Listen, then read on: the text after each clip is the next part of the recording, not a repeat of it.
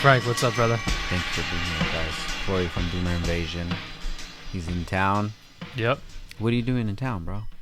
Visiting some vendors and just doing some scoping to, we're hoping to switch up the venue next year. And, it's always good to see all of our supporters out here in the West Coast because, it is far away. So Last year, Bimmer Invasion. What was it, October?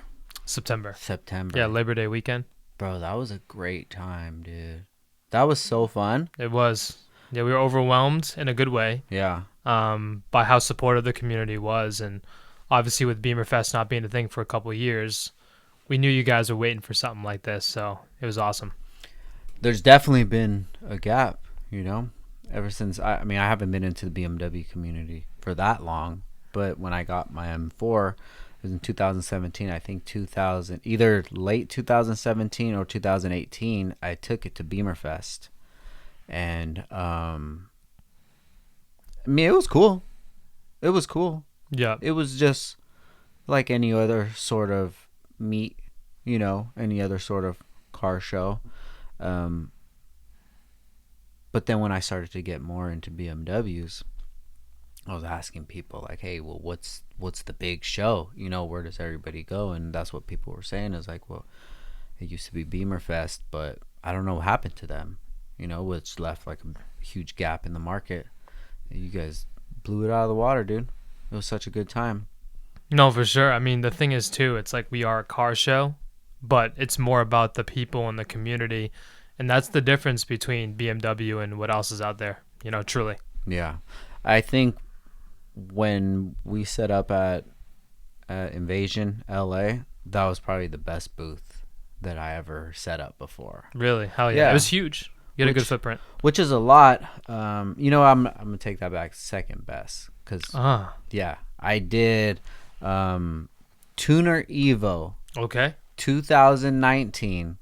Yes, Tuner Evo 2019 in LA.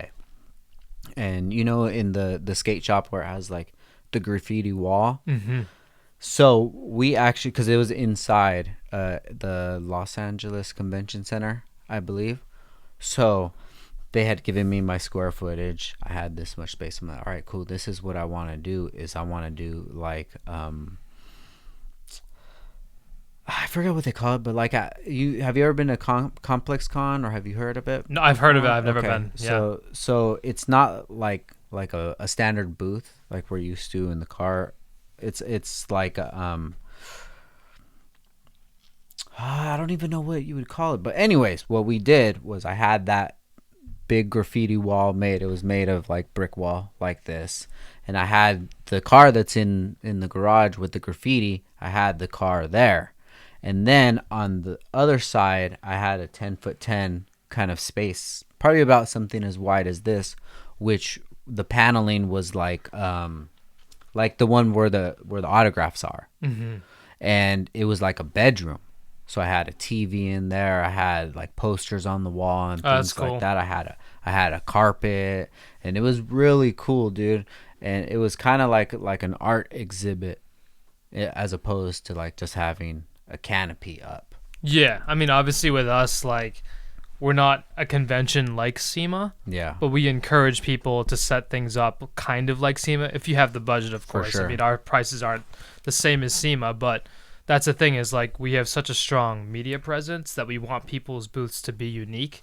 In fact, this year we're considering maybe adding an award for best setup for vendors to kind of create a little friendly conversation, a little competition in that regard to get stuff away from just the cars themselves, Yeah, I would definitely be interested in something like that, especially it being local. Yep.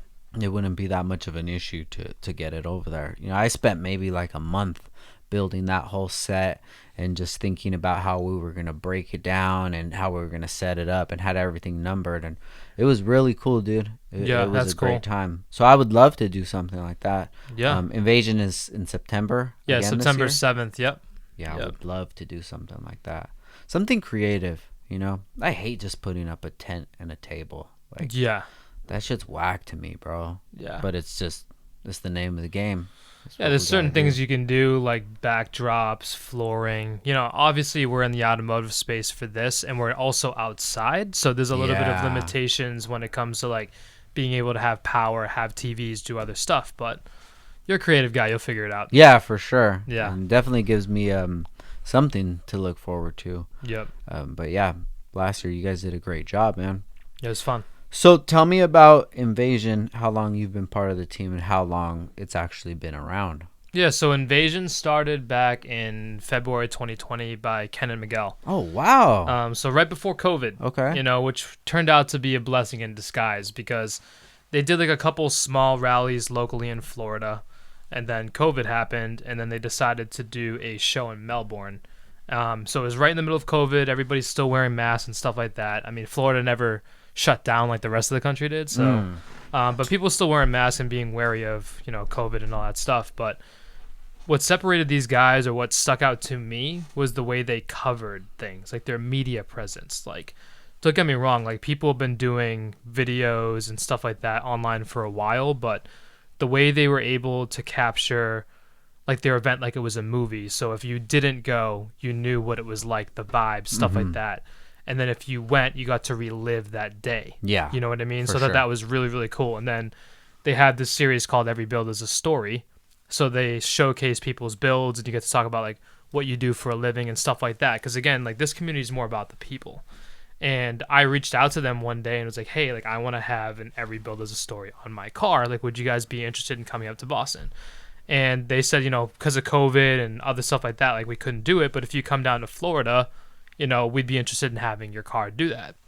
And then fast forward a couple months after seeing the media coverage of Melbourne, and we never ended up doing that Every Build is a Story, but I love what these guys were doing so much. I just want to be a part of what they were doing, and just like, hey, like I want to help you guys get into different markets, and I had these ideas. So, you know, fast forward to today, I now own a third of the company, and I'm actually the managing partner. So all three of us still work together and stuff like that, but I probably am a lot more hands-on on the day-to-day perspective. You know, Ken does a lot with media as well.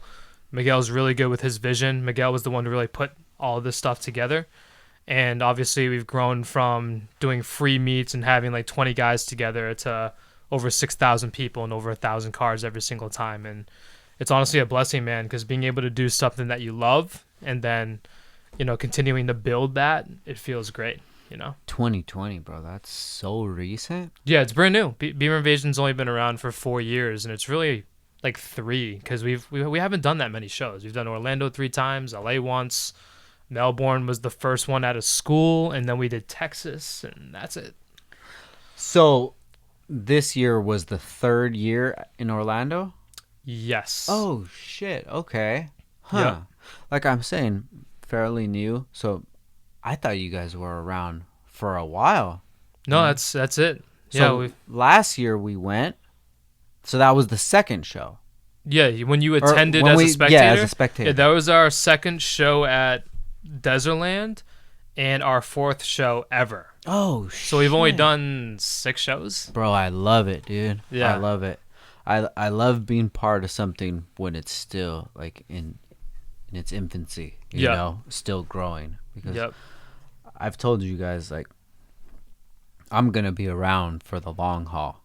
You know, there's certain times that I'll connect with like an event, and I'm just writing it out with them. Like say like a H Day. You Yeah. familiar with H Day? Nope. So H Day was formerly Honda Day, and Okay. they're from Jersey. Yep. So they would have shows out in Jersey, and I don't know how long that they've been doing it, but I started with them I think in 2012 was my first time. So from 2012 to 2019, I was at all their events that they were having, and that helped grow the brand a lot, and it helped put me in positions where I can meet so many different customers face to face, and you know, just build. You know, and it was great, man. There were so many great experiences that we've spent with them. They would always give out a car as well. Yep. That's cool. I thought that we were one of the first to do that, but clearly not. Bro. Yeah, dude, they've given away some like crazy cars, man. The owner of it, Javier Ortega, very, very good visionary, and like not afraid to put his money where his mouth is. I think even before I started to go, they were having performances, like legit performances. I think they've had, if I'm not mistaken, like French Montana perform and So stuff. they're like the whole like concert vibe car show. Yeah, so they'll Yeah. have they'll have a stage, but literally the stage that they have is definitely good enough to have like a legit real concert. Yeah. They'll have a DJ there. They're doing giveaways all day. They have huge vendors. The cars that they'll have there, they have big pots for the racing, and there's it's a lot of money behind that. That's But, cool. And they're still doing it to this they're day? still doing it to this day, and they just had an event that passed. It was actually my birthday weekend, so I couldn't make it out there. But they want to have one coming this summer. It's in New Hampshire. Oh, okay. It's my old neck of the woods. Yeah. Yeah. Epping. Maybe? Yeah, Epping. Yeah, it's not too far from where my There's a parents track live. right there. Yeah, there's Okay. a drag strip there. Yes. Yeah, Yeah. right there. So I went out there a few times.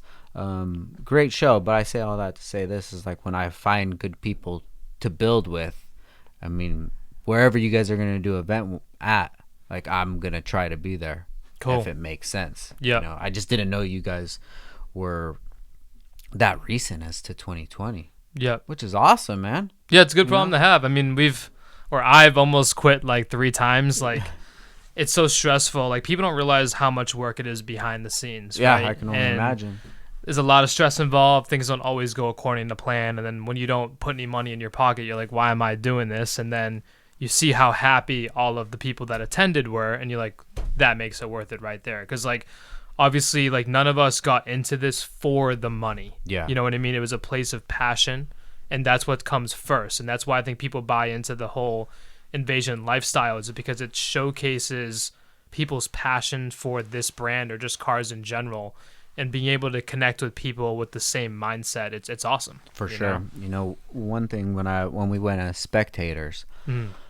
one thing that really stood out to me was the demographic of not only the cars that were there, because you pretty much had all the BMW chassis, but the people themselves. Mm-hmm. Because at the Honda shows, it's probably a demographic of, you know, late or early teens to maybe mid 30s, something like that. Usually in the late 20s, early 30s, around there is when people start to like go into different makes and models of cars, or, you know, get a family, and then that part of their life starts to slow down, you know. But at Invasion, I was seeing, you know, guys are 50, 60 years old coming to the booth. Yeah. And I'm like, dude, this is pretty cool.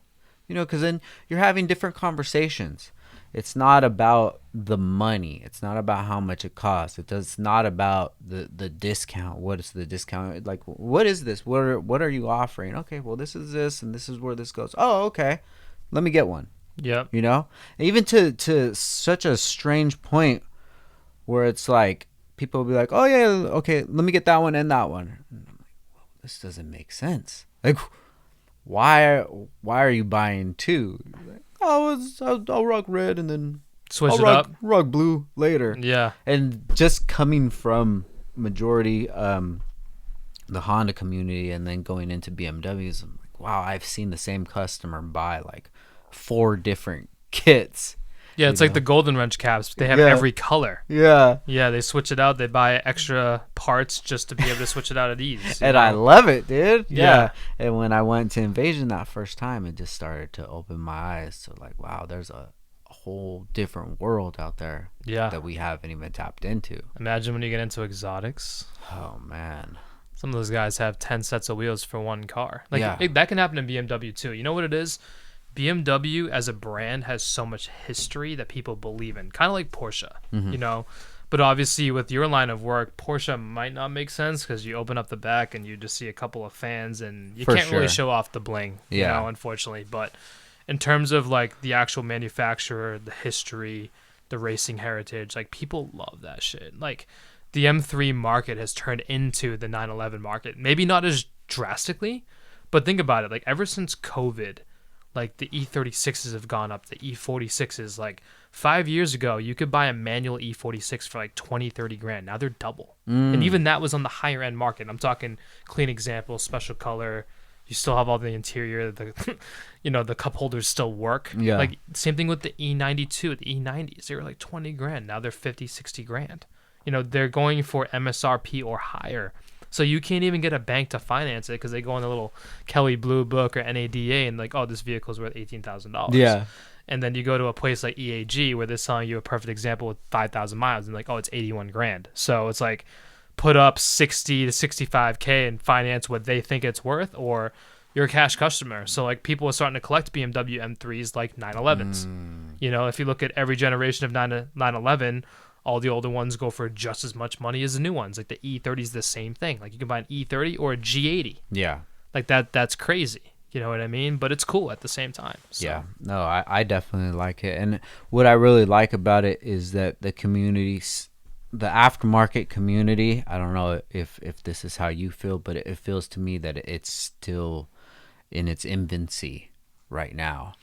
Yes and no. I mean, don't get me wrong. Like if you look at this market 10 years ago, there may be like 5 or 10 players in the entire space.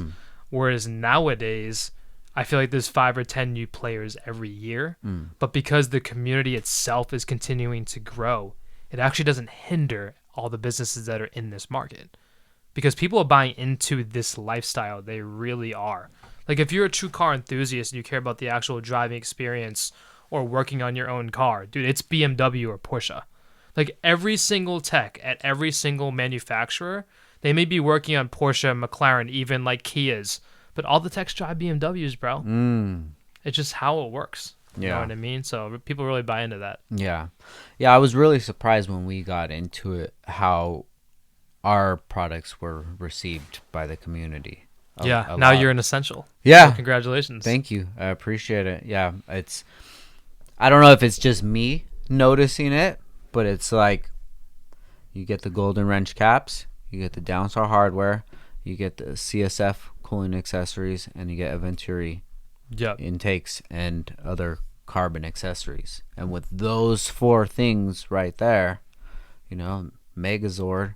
Exactly. You're chilling. It almost looks like the cars, it has something missing when you don't do one or the other. Yeah. Like if you just do your bolts, it's like, all right, where are the caps? Yeah. And then where's the intake? Or you just do the intake. It's like missing something. For sure. You know what I mean? It's like putting on an outfit and forgetting to put your jacket on or your shirt or your pants. Like it's just how it works. And it's a real honor to be part of that, because a lot of those, like a Venturi, I'm not sure of their history, how long they've been around, but like just to be mentioned in the same breath as them is awesome, No, absolutely. I mean, Emron and Bilal, they're the 2 owners, and they also have Evolve Automotive, which is a shop.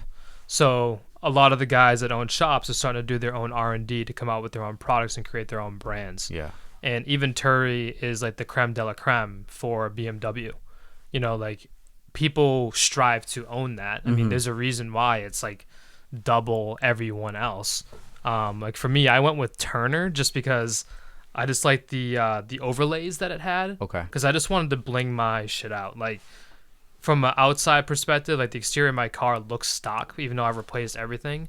But when you open up my engine bay, it's like, all right, he did spend some money on this car. So that's the one place I decided to splurge on a little bit. Yeah.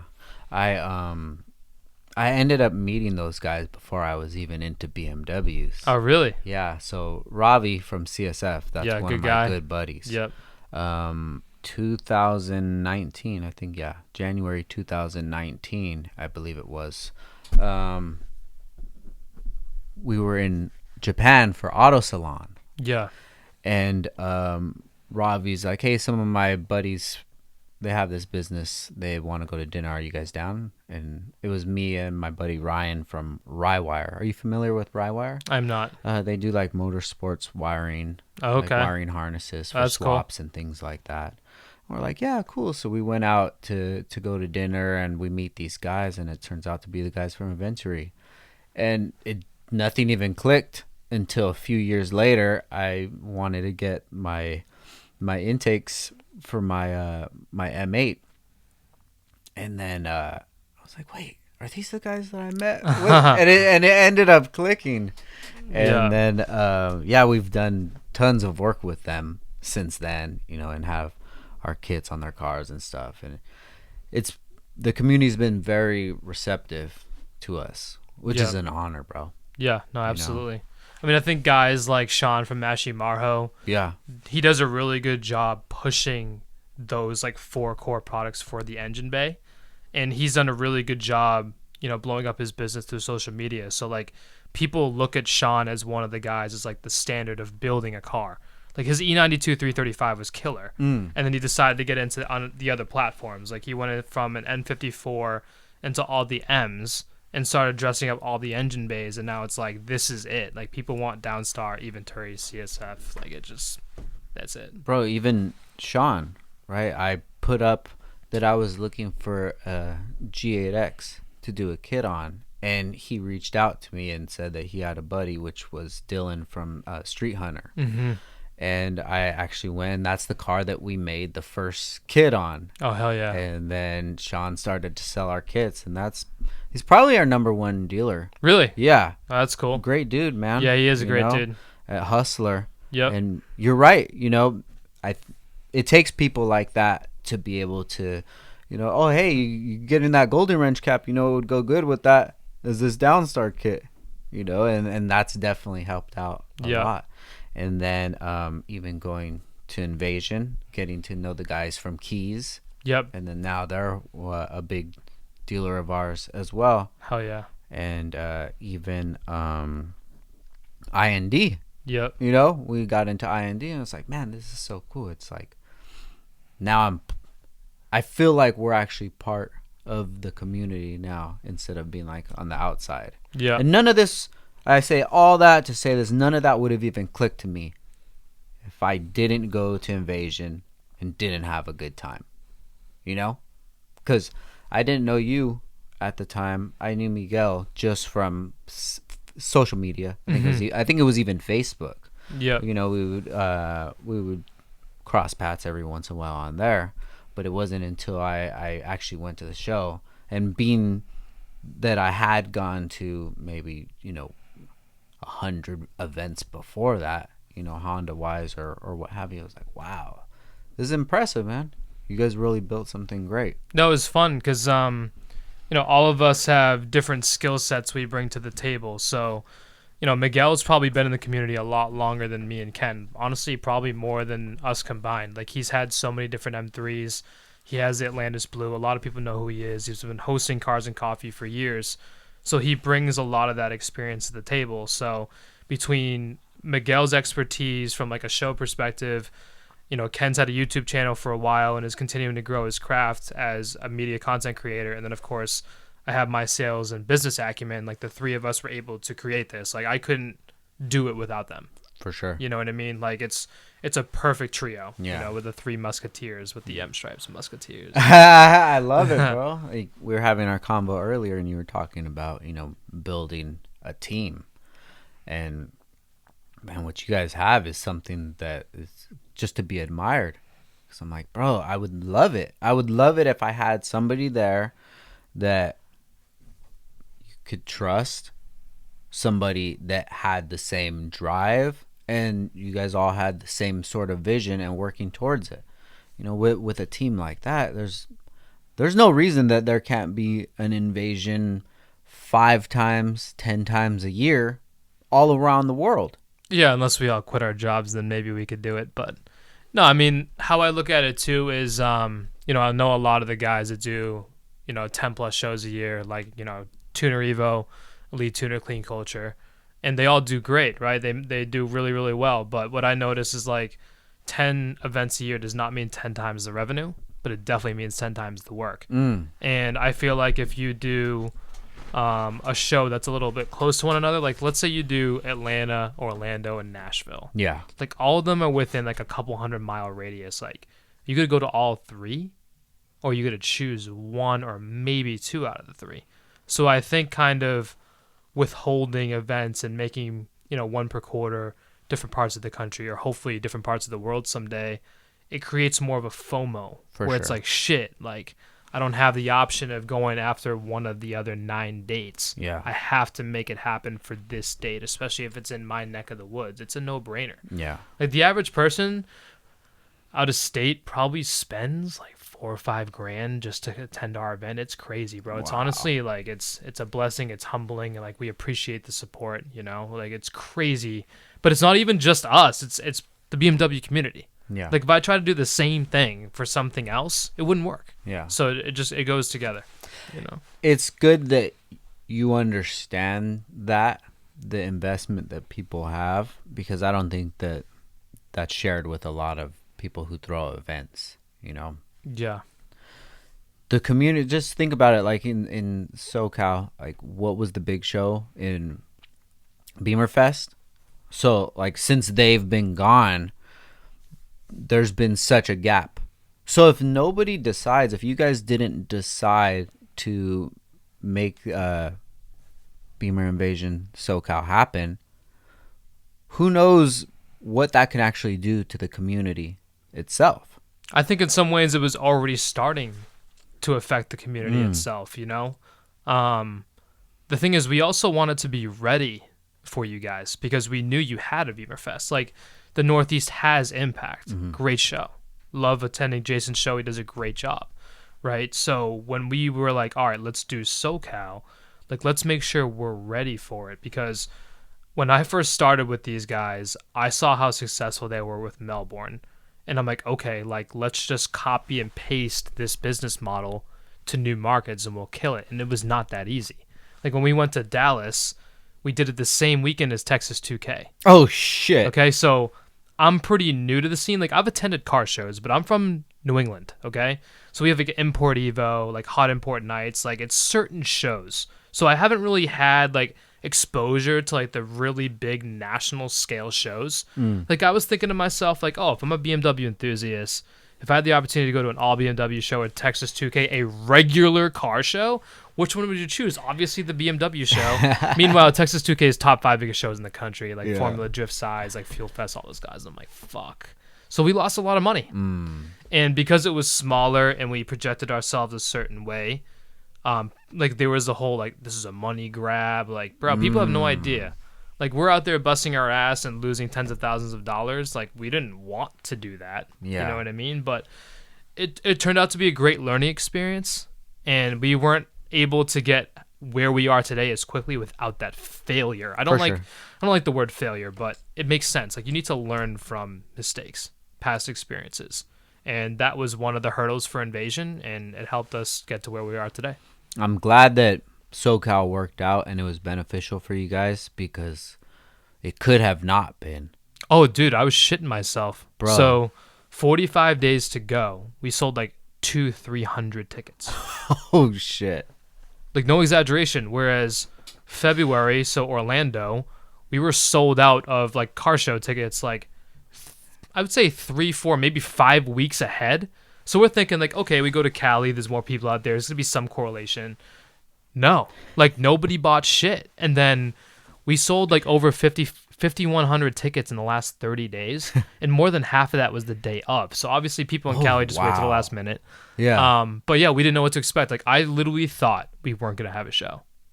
And then it turned out to be, I mean, it was bigger than Orlando that year. But then Orlando this year, like, that was huge, even though it rained. We'll get into that. Yeah. But I see SoCal being even bigger. Oh, definitely. This year. That's how you know that you guys bring something to the table, because like that's why people buy it so last minute, cuz it's like, "Oh, what are you doing this weekend?" Well, we have this and we have this and we have this. Like, which one are you going to choose? There's never a time where it's just there's nothing. Yeah, there's no shortage of car shows in California. We know that. Never. Like, Florida definitely has a big car scene, but I feel like Cali is the mecca of the United States car scene. So people want to know, like, who's going to what, so they wait to the last minute. Yeah. And now that we know that, we can go into it with a lot more confidence. Like, again, forecasting, like, we're looking at ticket sales and we're like, shit, how many people from Florida should we bring? Because, like, we don't have people out in Cali, bro. Mm-hmm. And, like, I'm not going to make a post like, oh, volunteers needed. It just kind of seems pathetic. Yeah. So we brought out what I would call our core people. and it just wasn't enough. Like, I was expecting 2,500 to 3,000 people. We got double. And I was expecting, like, oh, I'll be happy if we get 700 cars. We had 2.5 times that. And we had 10 people parking 1,600 cars. Like, that just doesn't make sense. Like, the day of the show, I'm supposed to be able to go to all the guys like you and make sure you had a good time. Like, any feedback, what could we have done better? Are you happy? And I didn't even have time to do that because I'm parking cars the entire day. Yeah. Like, there was a line from even spectators. Like, Irwindale, they took care of the spectator side. We were just the show side. At 2:00, people were still rolling in as spectators. Like, it's a good problem to have, but, like, we are prepared for this year. So we're excited. Man. Irwindale has to do something about getting people in, dude, because that is just something that, I don't know, they haven't figured out. A few months before I went to Fuel Fest, we were in line for like 2 hours, bro. As a spectator? Yeah. Yeah, it's crazy. What the fuck, dude? 2 hours, dude? Yeah, that's a bit crazy. It's crazy, bro. And then it's just like, that's something that really turns me off about some of these big shows, especially like Irwindale, man. They make it so hard to get in, and even my wife, she was coming with my kids, and she had to wait like an hour and a half to get in, which, like you said, it's a great problem to have. You have all those people wanting to come into your event, but there's a large investment that goes into it with everybody. I hope people appreciate it, like the investment that you guys are putting in to throwing the event, to making this happen for the community. And it's also an investment for the spectator, because it's like, that's why I don't go to a lot of shows, because I just break it down. Okay, it's not just how much is parking going to be, how much is entrance going to be. It's like, how long are you going to wait in line? How far is it? How much of my day, which I only have 2 days, if that, out of the week to dedicate to something that I enjoy, are we going to have a good, is this shit going to be worth it? Yep. And I didn't hear anything but good stuff from Invasion. So I'm excited for this year. Yeah, we're fully prepared. So it'll be good. Even though there'll be more people there, we'll have more people. And now that we know what to expect, like, we expect everything to be shorter. The food wait times, the entrance times, like, it'll be good. Is there more of the area that you've been able to acquire, or like as far as space wise, or is it going to be the same set? It's going to be a similar footprint. Okay. Yeah. How they operate typically is that you rent out one side or the other, because whatever side you're not using for the show needs to be for parking. Gotcha. So, like, we can't use the oval track if we want to use the burnout and drag strip. And for us, we more use these as, like, entertainment rather than having the motorsport activities be the focus. So other shows have different models. I think Impact, they have a great show, but they're also really good at displaying the motorsport aspect. They're a little bit more motorsport focused than us. You know what I mean? So for us, it's just about maintaining a nice balance between everything, like having the vendors be able to do their thing, and then obviously have like the drag racers be able to do theirs, and have the spectators watch a little bit of everything, visit the booths, because if we emphasize motorsport too much, there'd be nobody at your booth. Mm-hmm. You know what I mean? And then if we focus just on vendors and decide to have runs all day, or exhaust competition, two-step competition all day, if they're hanging out with the vendors all day, then there's going to be nobody watching that. So there's a method to the madness, Yeah, no, for sure, because I've been to some events as a vendor, and they have so much stuff going on at the strip, or in the burnout competition or whatever. I'm like, damn, you guys are really taking away from like the vendor row. Yeah, exactly. Like, that's why for us, we try to always position like the vendor row, the bathrooms, the times for the different activities in a strategic way where it forces the end user or the spectator to go to each aspect of the show. Like with Irwindale, you pull in, you're going to see the vendor row right away, okay? And then VIP is also like a little bit beyond that. And then you have the drag strip behind that. And then you have the bathrooms on the opposite end. So it literally forces everybody to go everywhere. And then the burnout box is basically ignored the whole morning because of VIP and the vendors and the drag racing. And then the second we start the exhaust competition, all of a sudden people are going to start migrating over there. And that's why we also do it every other hour rather than every hour, because then it gives people time to go to the bathroom, get food, go back to see their friends, because, going back to the whole community thing, like, it's really a giant family reunion. And yeah, you happen to bring your car, but there's people that fly from different countries just to attend to finally get some FaceTime with that person they've been talking to online for 3 years. So that's what it's about. Yeah, for sure. And that's definitely what it's turned into, say, like these Honda events that, I had been going to for whatever, 10 plus years. That's always the best part of it, going there and touching base with people. Yep. And then having the same combo like 10 times. Hey, what's up? How you been? How's the car? Oh, that's cool. Imagine being a content creator. Like, imagine being like Finding Nick, Thick Whips, Vehicle Virals. It's like the same thing. Yeah. But it is what it is, man. It's also humbling at the same time. Like, it's awesome to have people that want to go up to you and say how much you appreciate the content and stuff like that. Because when you put a lot of time and effort into something, it's nice to get that validation every once in a while to know that you're doing the right things to affect people in a certain way. Yeah, for sure. That's kind of the same convo that we were having about the podcast earlier. Like, however many people hear this, like, the convo happened already. But it'd be nice for, more people to listen. So just to, have what we talk about appreciated, and have these ideas and these thoughts appreciated, and maybe start some other conversation, and then maybe in the comments, people will be having conversations about this conversation, Yep. And just like any sort of artwork, you don't do it to please any sort of person. You just do it because that's what you want to do. But at the end of the day, you want to hope that people enjoy it. Exactly. I guess it's kind of an ego thing, because you're going to do it no matter what because you love it. But then when it starts to affect people in a positive way, like, it feels good. Yeah, it's human nature. It feels good. Yeah, it's always good to have people to actually bring up like an episode of the podcast or like a conversation that they heard on it or something like that. It always does feel good. Yeah. But ego's a motherfucker, bro. For sure, bro. It's the best and worst thing ever. It is, dude.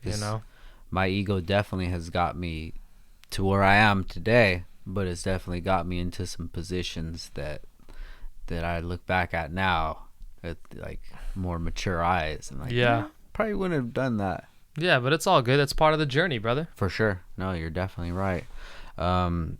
So tell me about Invasion Orlando that just passed this year. Great time. I was extremely surprised about the amount of people that stuck around when it was raining. Yeah, I mean, the morning ended up being okay, just like they forecasted. But obviously, we were starting to get DMs and emails like, hey, like, is the show canceled? Because I'm sure some people start rumors about it being canceled or not. Like, unless it comes from us, it's not legit, But yeah, it was a blessing, man, because I truly do think that people go for the people. I keep saying it. It sounds redundant at this point, but it's 100% true. And, like, obviously, luckily with Desertland, it's a hybrid between outdoor and indoor. And as you know, you attended the year before. Like, clearly the party was outside last year. Yeah. This year it was inside. But even the outdoor vendors, like, mind you, being wet sucks, and having your tent and all your merchandise getting soaked, that sucks. But I didn't really have anyone complain about not getting foot traffic. And they obviously knew that naturally, if it was nicer out outside, they would have got even more. So I had vendors from California, like yourself, but, Mike from Prestige Marketing and the Two Crave team, they're like, this is the most people we've ever seen at a rain out, quote unquote. But I from what I understand, like, in California, if it rains, like, nobody shows up. I can't say that Florida, they show up per se. But I'm telling you, it's the combination of Desertland having that indoor aspect and just BMW people in general. Like, people plan this shit for months. Like, if you plan on going to see so-and-so and going out to dinner and doing all these things, it's not even just Invasion. It's the whole week. Yeah. Between pre-meets, post-meets, cars and coffee, going to Disney. You know what I mean? Like, it's a week, and people don't want to bail on that shit, or lose all their money in travel expense.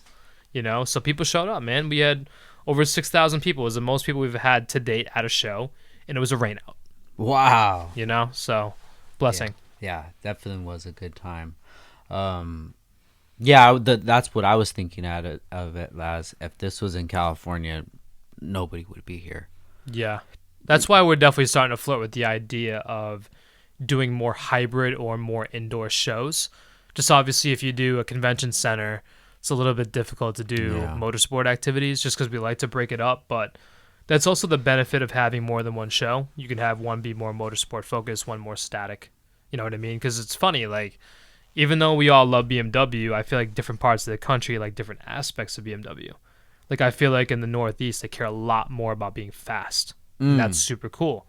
I think Florida is more of a combination of being fast and looking good. Yeah. And I feel like Cali is a little bit more about showcasing the car itself, the show car. Yeah. I mean, maybe your EPA has part of the reason why it's harder to go fast here. But if you look at all the shops that do like the built motors on the S58, the turbos, all that stuff, it's New York, New York, New York, New York. Yeah, it seems like that is overall in the automotive community is like the Northeast. Like Yeah, they're just crazy up there. Yeah, but maybe it's the ego. Yeah. Maybe it's because all of those guys that I've met from out there, they have big egos. You know, I always try to think about it like why? You know, why are people from the East Coast, New Jersey, New York, why do they have so much ego? Why are they so quick-tempered? You know, and I always wonder if it's because they're so close. It is in actually proximity. because I'm from Boston, you know, and I've spent a lot of time in New York City as well. And even though New York's a lot bigger than Boston, in general, we all live on top of each other in the cities, you know. And then also the country was founded there, like literally like Boston, dude. Like it's 89% white, and like everyone like lives in their own little community. It's just different. So, like, you bump into somebody in California, they're like, oh, my God, I'm so sorry. Whereas, like, in New York, they're ready to fight you. Yeah. It's just different. Yeah. And then that's why the United States is really cool, man, because it's almost like when you go to Europe, like, it's so small there. It's like, all right, cool. I can drive, like, 4 hours and, like, go to Spain and France and Germany. They're all, like, right there. With us, like, it's like, all right, you have Florida and all the different states. And, like, each time you go to a different state, it's like its own little world. Yeah. Different culture. People speak English with different dialects and shit like that. Like, you go to South America, they all speak Spanish, right? But they have different dialects. They have different accents. Like, Dominicans sound different than someone from, like, Colombia. Yeah. You know, or Puerto Rico. Like, it's cool. And the United States is just like that, too. Like, if you live in Texas, you sound a lot different than someone from New York or California. Like, it's cool, you know? Yeah. But the East Coast is definitely killing it. You know, was it one stock F30? He was G42. He was actually gonna be in our booth. That was the car that was gonna be in our booth at Invasion. That's a real kick in the nuts. Huh? Yeah, it sucked. But it was his fault because he was like mad late. Yep. But it's all good. Like I fuck with him, and this car's crazy. I love that shit, dude. Yep. That shit is wild, bro. Is he coming out for LA? No, you know I should have a combo with that, Especially dude. there's drag racing there. For sure, because that car, especially like if he was able to get some street runs or something. Yeah, wink, wink. You know, wink, wink. Unofficial. We do not. We're close. We're close to Mexico right here. So if you take the 5 down, but yeah, like that's what I would do because somebody like him, like One Stock, he's creating something for himself.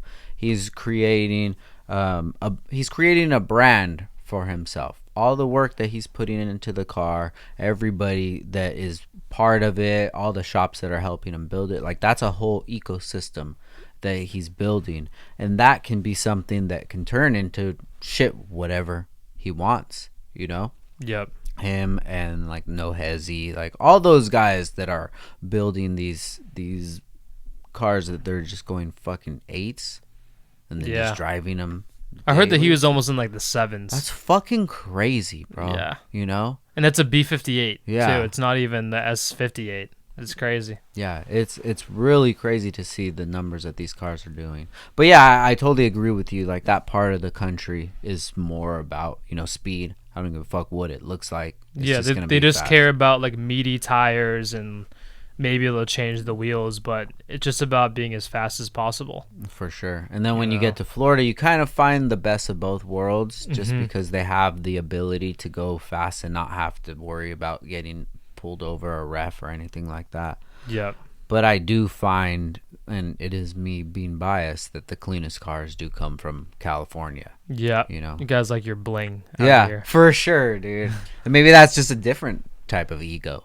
Yeah. You know? I mean, like we were talking about, I think it's just that people like different shit depending where you're from and who you are. It's just human nature. Even in the Honda community, like I remember going out to shows in 2008, 2009 and seeing some of the Hondas and just being blown away. And then years later going to the East Coast and seeing some cars that none of them resemble any of the cars back home just because they hadn't got to that level yet. And it wasn't really until social media started to get to take over our lives, 2012-ish and beyond, where the information started to spread a lot easier. You know, I remember when I started the business early in the Honda community, it's like the cleanliness of the builds and, you know, oh, we'll hide the battery here or there. These ideas where you can actually see them just growing in real time. And then you go to the events and you see the cars that they build. I'm like, oh my God, this is like so, this is something special that we're part of. But then if you're on the East Coast, like how are you even going to see that? And this was when magazines were in their peak. So you're going to have to wait like a month to see this, month and a half, 2 months, wherever the gap in the issue is, to see what's going on. But now with social media, whatever those, even the guys that are doing like those B58 motors, okay, now you can just figure out what they're doing, the tune or whatever, and then you can buy everything or replicate it, and you can have it here. No, absolutely. Even like it was like an evolution, because like back in the day, you know, once like the internet and the web became a thing, like we had forums. Yeah, like forums was like everything for us at the beginning, but now like you can talk to the person directly through social media, because depending on the car community, I mean, it does seem like that a lot of people in the car community do have an account for their vehicles or their lifestyle. Like automotive is definitely a niche, and social media has definitely helped streamline all of that, whether it's like being able to promote your business or get information as an owner to owner, like a whole bunch of stuff. So it's a blessing and a curse. You know what I mean? Like obviously there's some negative stuff about social media, but I think it's a good thing in general, especially for this industry. I mean, it's just about how you look at everything. Yeah. You know, you can look at the way social media is, and you could think it's the downfall of humanity, and it could very well be. I think we'll know in the next 10 years what the damage is really being done. But it's so easy just to network with people and to connect, and then, you know, to take your whatever you're doing and take it to the next level. Just like I said about One Stock. Like, what if he decided to get him and maybe 3 other guys from out that way and then drive out here or ship their cars out? And like that would be huge. Yeah, it would. Know?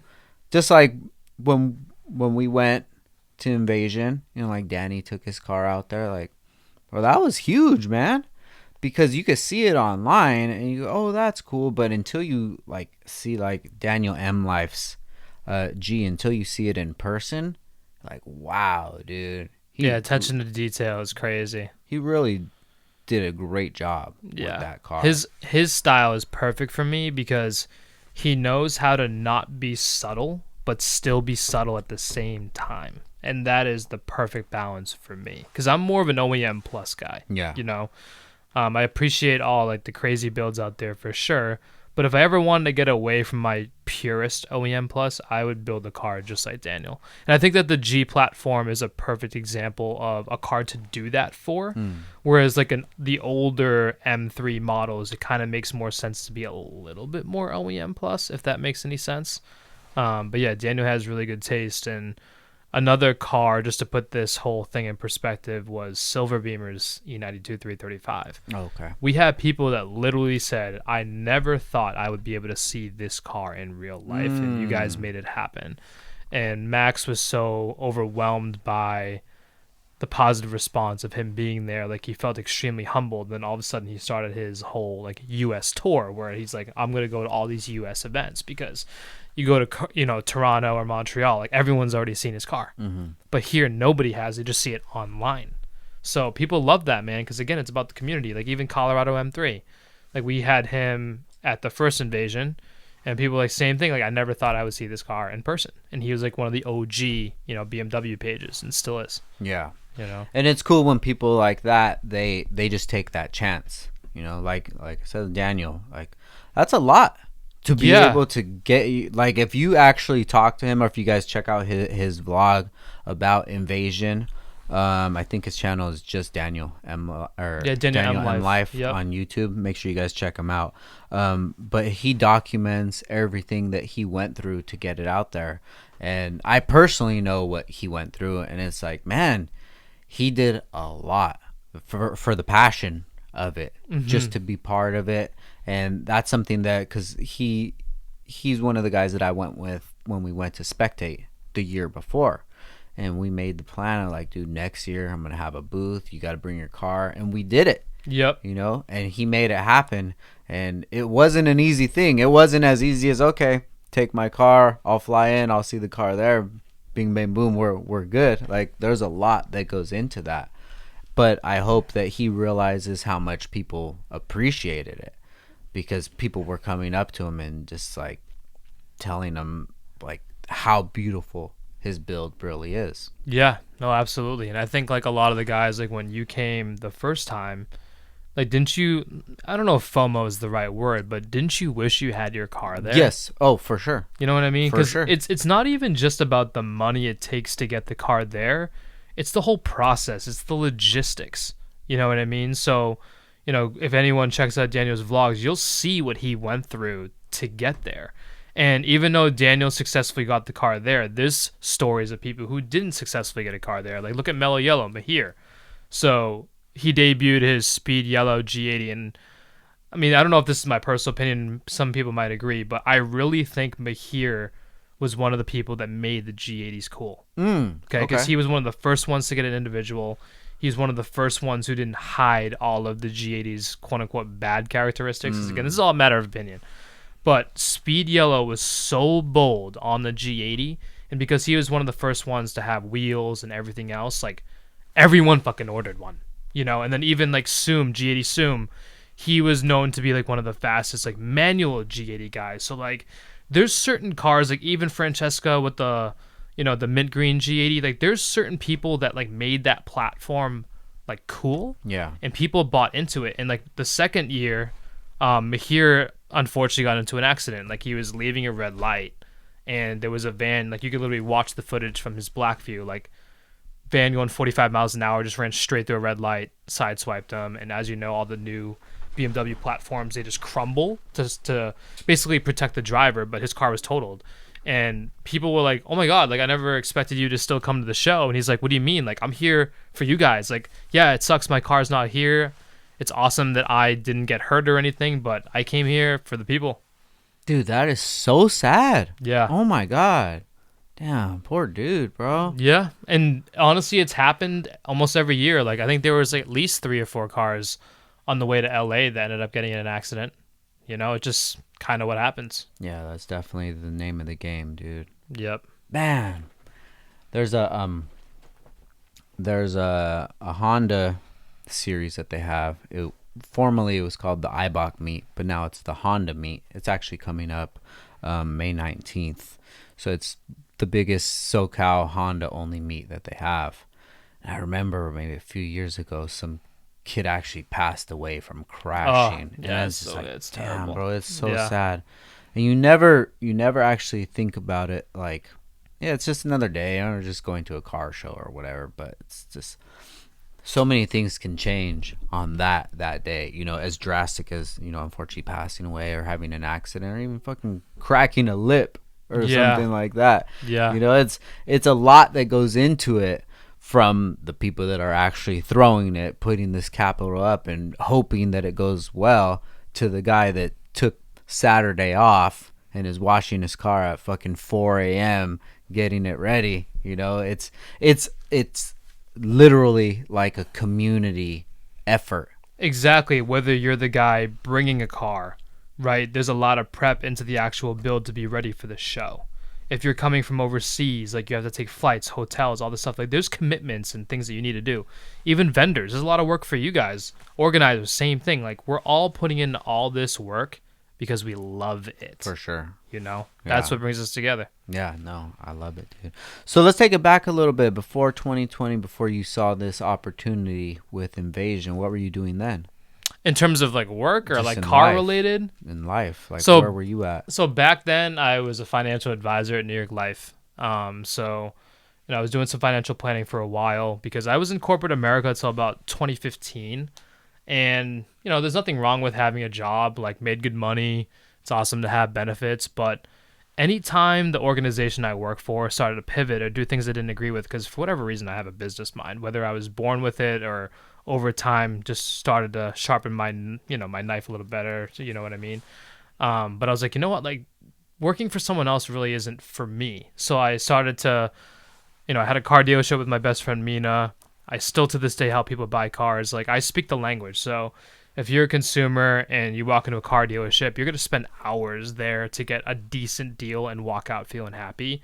Whereas I would sell people on like sign and drive. Like I will pre-negotiate the entire deal for you.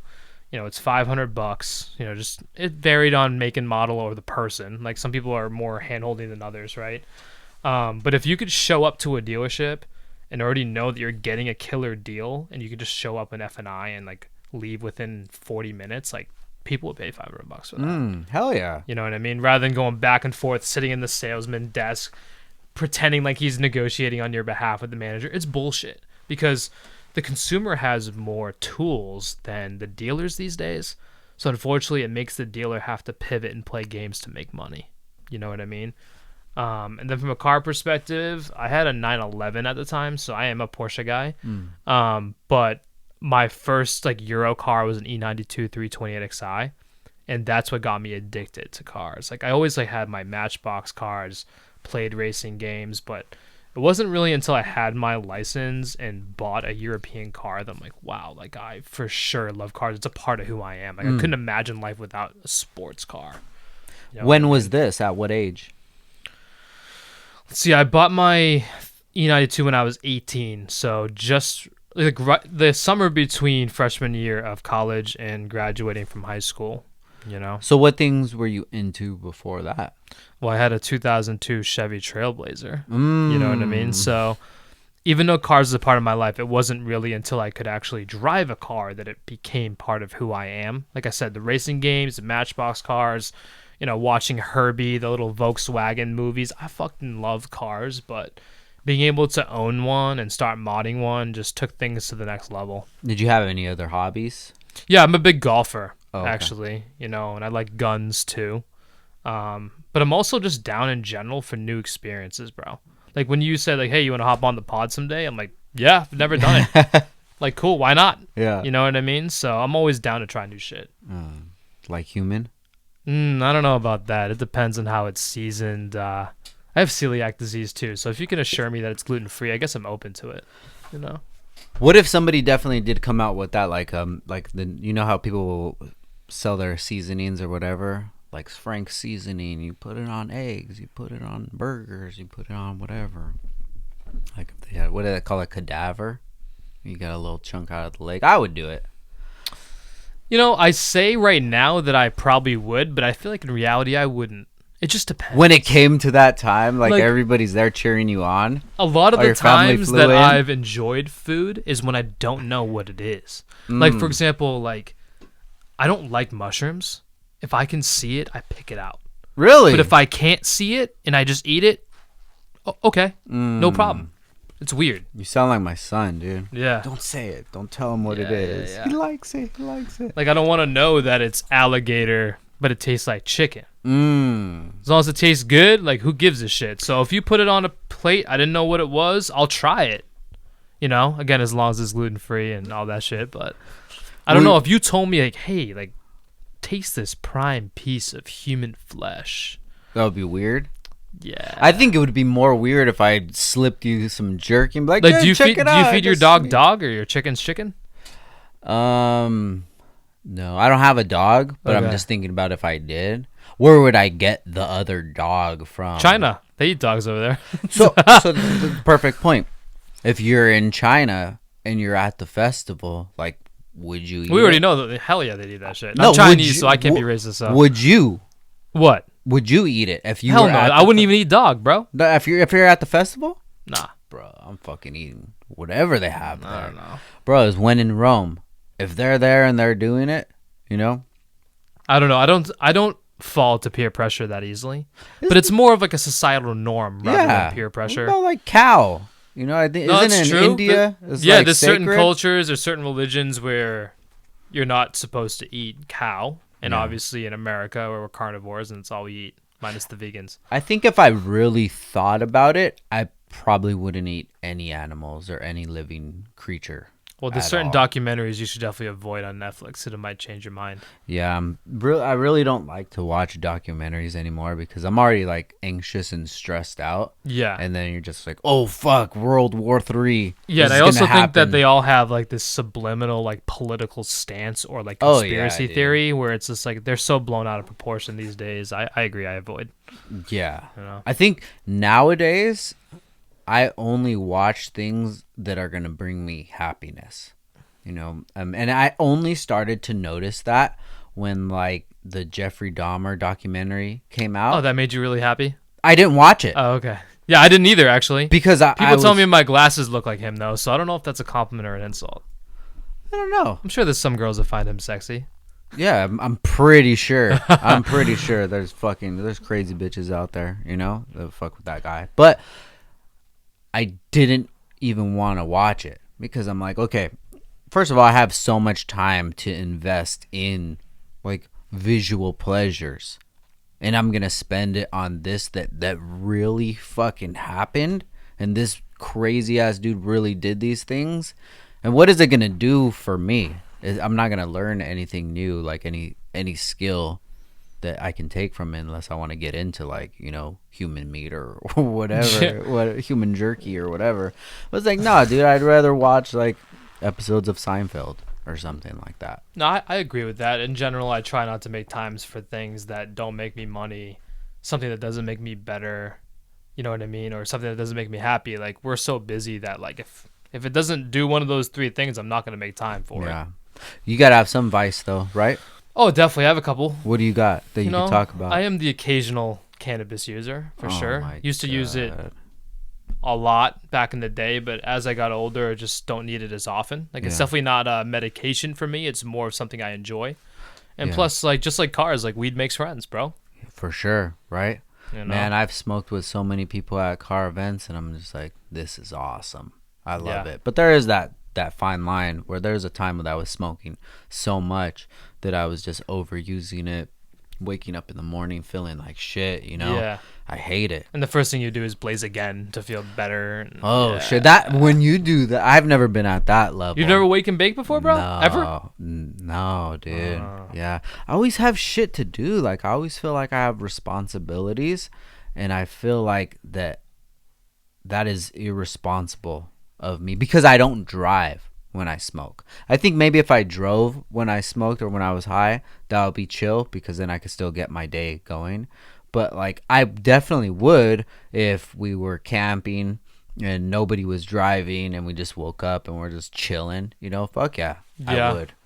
But Luckily, I can function. I don't know if that's a good thing or a bad thing, but I also think that depending on the strain that you smoke or eat, like, you know, there's so many ways to consume cannabis these days that truly that matters, right? Like if you smoke a certain indica that's going to put you to bed or make you feel a certain way, like you're going to be unmotivated all of a sudden. yeah. But if you smoke like the right sativa, it keeps you locked in.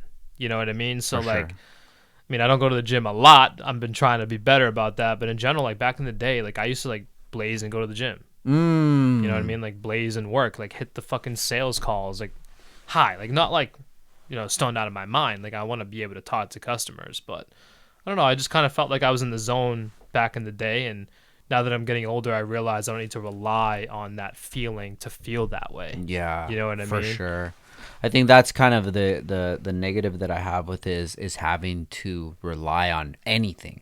I don't want to Agreed. have to rely on anything. Like people love caffeine, bro. Yeah, dude, and two, I'm on that wave, but there's been times where I've stopped like cold turkey. Like I'll be like, I'm done. And I'll go for maybe a month, and the only thing that I notice is that I'm more tired. Yeah. It really didn't change much in my life, but not smoking has definitely had an effect on my positive effect on my life. Yep. But man, I love it just going in the garage and rolling up a blunt and just smoking and fucking listening to some music. Yep. You hear music differently. Exactly. That's why, don't get me wrong, like I don't condone, using drugs, but because it's a chemical reaction in your brain, there are quote unquote benefits to doing it. Like that's why like magic mushrooms are currently a thing. Weed is recreationally legal in most of the states, if not medicinally, used. So there is some benefits, but obviously there's pros and cons to everything in life. Like nothing that's good could exist without something that's bad. Like that's why everything in life has its opposites. Left has right and up has down. You know what I mean? Facts. It is good, evil, right? It is what is rich, poor. Yeah. It's forever. But yeah, as long as you can do anything in balance, like you're golden. You know what I mean? I'm not saying that everybody should go do heroin every once in a while, but I think that within balance, everybody can do a little bit of everything. Do you know those functioning heroin addicts? Yeah, I know a couple. Really? No, hell no, bro. Oh, you ever see it? I think it's like Soft White Underbelly. So it's this YouTube channel. It's called Soft White Underbelly, and they'll have people on that are like, I'm a pimp, and they legit talk about their life. I'm a prostitute. I'm a functioning heroin addict. You're just like, wow. I would love to know what a functioning heroin addict looks like. Bro, you should check it out, dude, because it's literally some guy that works at Trader Joe's, and he's just chilling. Hey, how's it? But he's like high on heroin. I guess I only see like the bad parts of heroin, like the fucking super sucked up dudes, and the ones. Well, it's even like with weed back in the day. People would say that, because of the whole like hippie phase, like they're lazy and they're dirty, and like there's people every day that you can see wearing a suit. They could even be, I don't want to say a doctor. Maybe that's not the right profession, but there's people that are totally normal and are able to function and do their thing, and they could be an extremely, high, no pun intended, functioning drug user. For sure. I mean, at the end of the day, you really don't know people unless you live with them for a significant amount of time. Yep. There's been people that I've spent a lot of time with, and then we'll go to like an event or something where we spend a more close knit time together. I'm like, oh fuck, this guy's a little different. Yeah.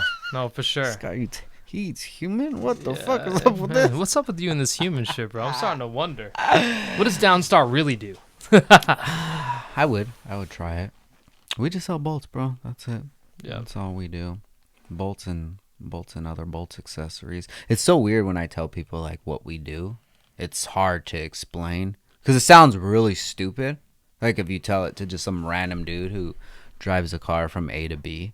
No, I mean, even with Invasion, like, it's hard. There really isn't, like, a word. I mean, I guess you could say, like, car show. Yeah. But that's not what we just do. Like, that's not really, like, our mission statement. It's not what we, sell. But the people that are in it or in the car world, they get it. But, like, to your point, like, Joe Schmo off the street who drives, like, a Camry every day to work, they just don't get it. Like, it's just really hard to explain, You mean like Fast and Furious? I guess. What's funny is like obviously Fast and Furious is more like JDM tuner vibes, and there's nothing wrong with that, right? But I really do feel like in some ways that Beamer Invasion is like Fast and Furious, but for BMW. Yeah. You know what I mean? It's a lifestyle. People like to mod their cars. Some people like to race their cars. Whether people like it or not, Fast and Furious is an enormous part of the automotive community. Absolutely. They made it cool. Whichever way that you want to dice it, whichever type of cars, makes, models, whatever. Like even drifting. Yep. Before Tokyo Drift, I really didn't know much about drifting. Agreed. And then after seeing like the Evo on there drifting, and then just that whole movie, that definitely put it on the map for me personally. You know, whether people want to admit it or not. Like I would be the general consumer. You know, I'm sure that there's been people drifting since the fucking 80s, 90s or whatever, and I'm sure there's been that group of people that have been focused on it, and Tokyo Drift was like the worst thing that could happen to drifting in their eyes, you know. But if you talk to majority of people in SoCal about like when was the boom in like my age, when was the boom in like the automotive community for you? It's definitely gonna be like the early 2000s because of Fast and Furious. That totally definitely took it to the next level, especially for the aftermarket parts scene. Because before, it's like you either drove a car normally or it was a race car. There was never an in between where you could daily drive your race car. For sure. And now it's what everyone does. Yeah. So you have to give it up to them. I mean, from Tokyo Drift and before, anything after is just fucking you got a little crazy. I mean, I guess the fourth movie wasn't as bad, but once they got to 5 and beyond, it's just like... What was the fourth one? I don't even remember. That was the one where Letty, quote unquote, died, and she was working for that drug guy. Yeah. And then Brian was like using her as like a mole and all that shit. Don't want to spoil it for anyone who hasn't watched it, but That was when they had the Camaro, right? What was that? The green one? What was that called? It was like a matte green, like early 70s. Yeah, that was the one like the bad guy drove. Yeah, where he's going 90 and then he does a wheelie going 90. Yep. That's some torque, right? In the sand too. Yeah. That's fucking torque. Yeah, it's very realistic. You should have Letty at Invasion, dude. Yeah, we should. There's a lot of people we should have there. Here's the thing. We don't do appearance fees. Ever.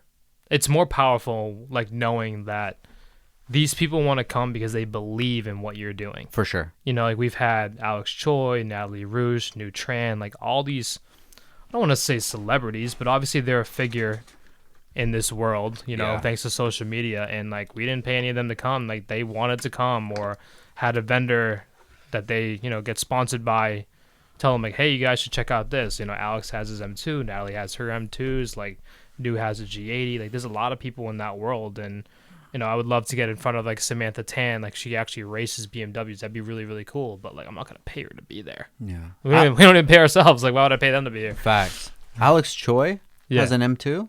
Yeah, he has an M2 drift build actually. Oh wow. Yeah, the yellow one. So unfortunately, that car was out of commission, and that's why he drifted somebody else's car at our event last year and not his own.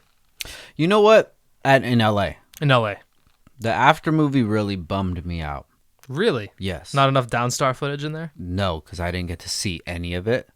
So I didn't know any of that stuff was going on. Well, that's the thing. The show is so big. And obviously, we do our best to try to advertise online, put stuff on the website, have physical signs, but people don't read, man. Yeah. But that's the thing, too. It's like, I don't get to enjoy my shows until after either.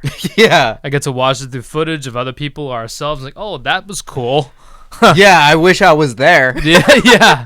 Well, plus, you're just going to get a little more help at the booth, so you can explore the show a little bit more this year. Yeah, for sure. I think that, that's definitely a goal of mine that I have.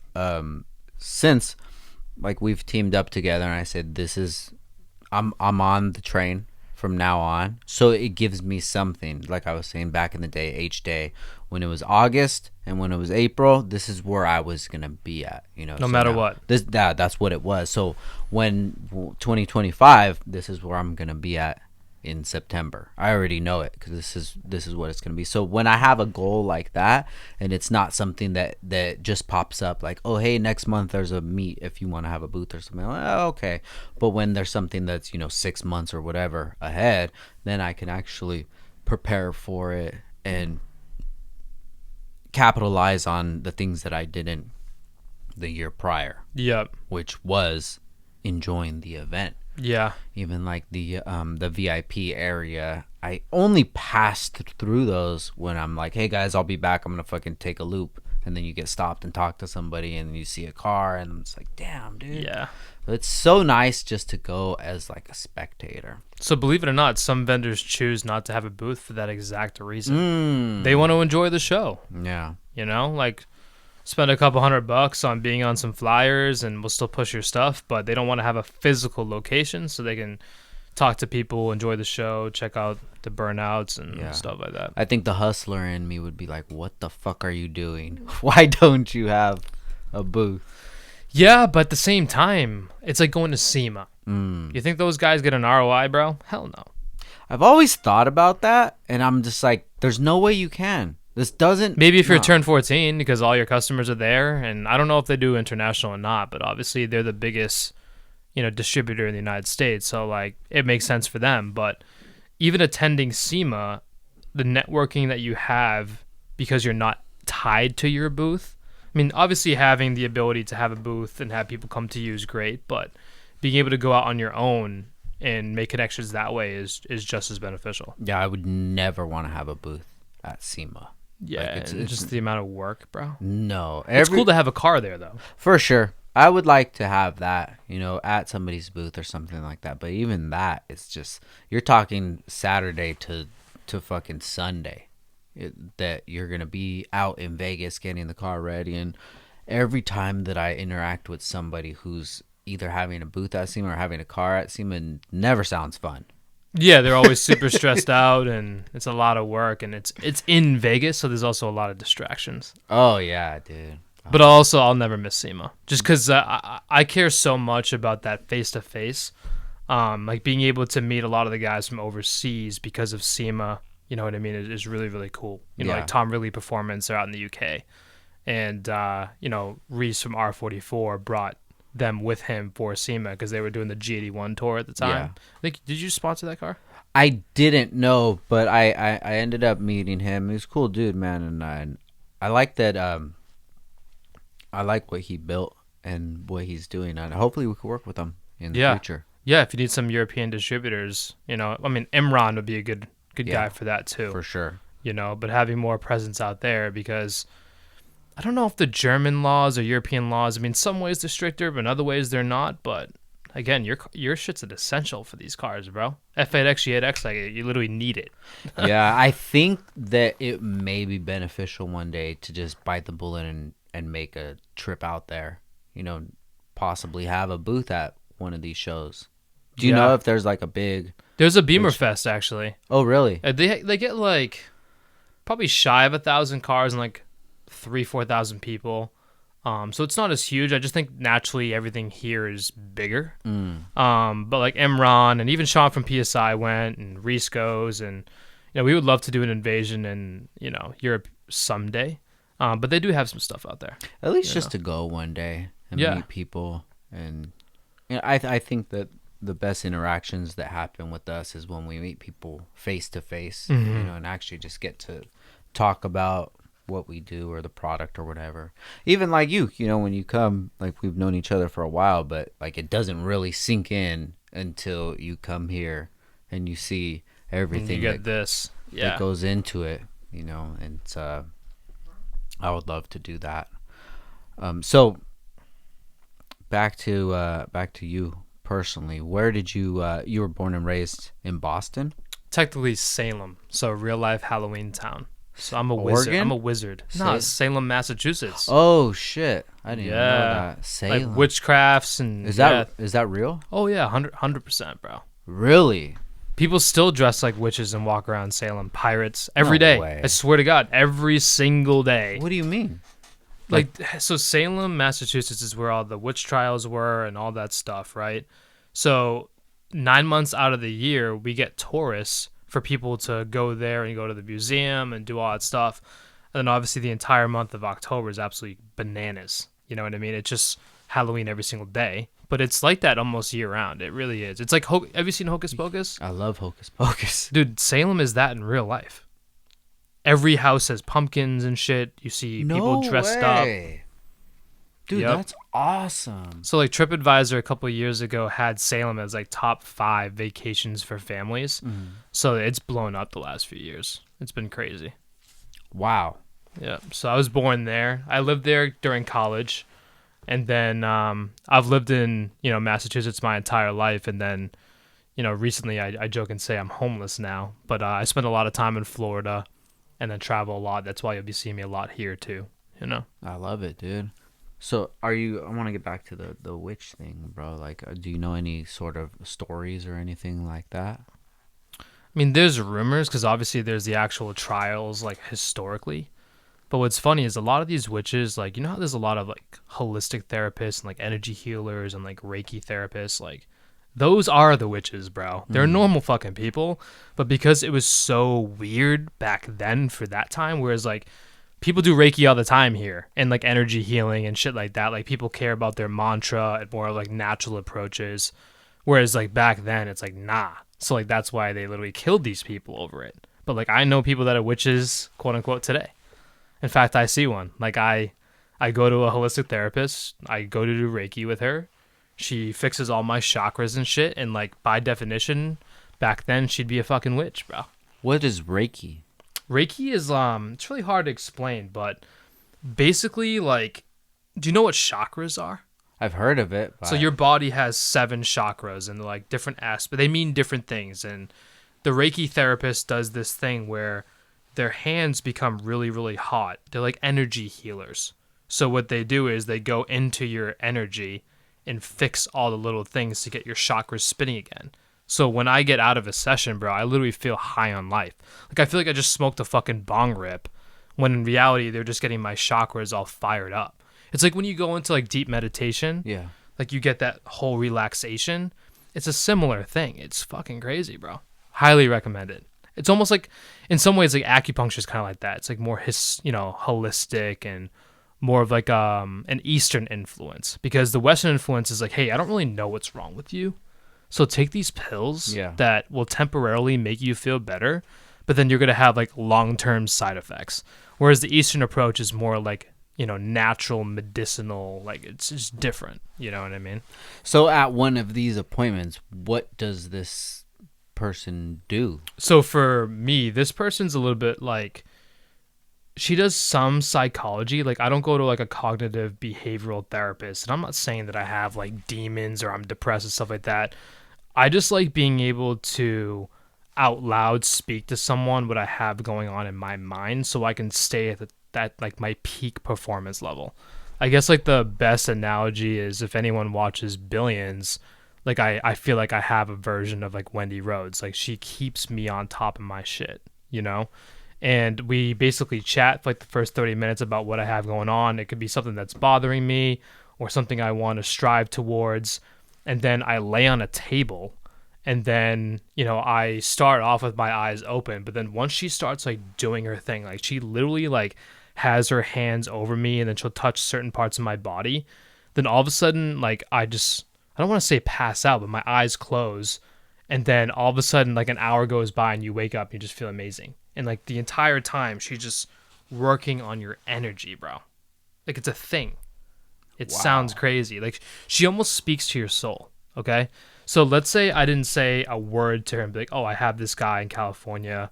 Like he's interested in working with you. Without saying anything, she'll already know what you have going on mentally, whether it's positive or negative. It's fucking crazy. Hence, witch doctor. Whoa. Yeah. How do you find somebody like that? So what's crazy is I've been trying to help her scale her business on like a social media perspective. But her thing is like, I want people to find me when they're ready.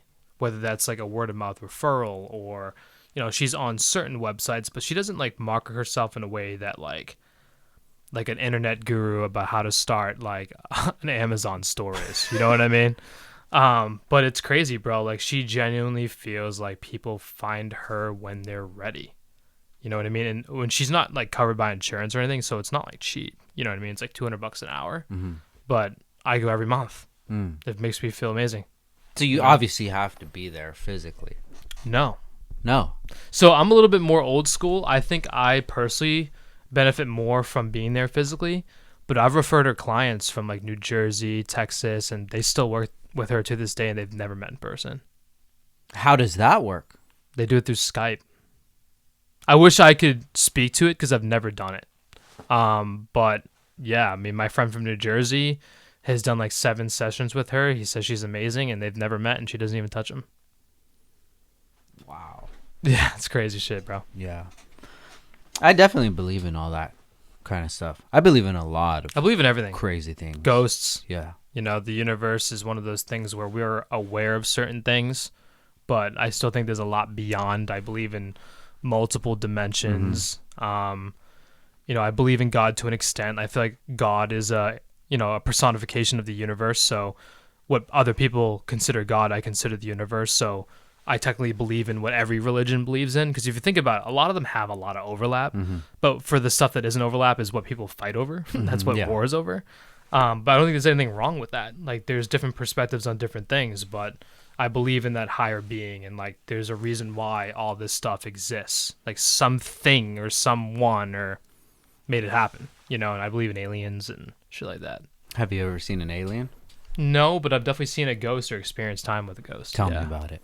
So one of my friends lived in this house in Ipswich, and Ipswich is one of the oldest towns in Massachusetts. Like, a lot of the houses back then are from like the 1600s. So like, we're talking like Pilgrim area shit, bro. Whoa. Like, the ceilings are like 6.5 to 7 feet tall.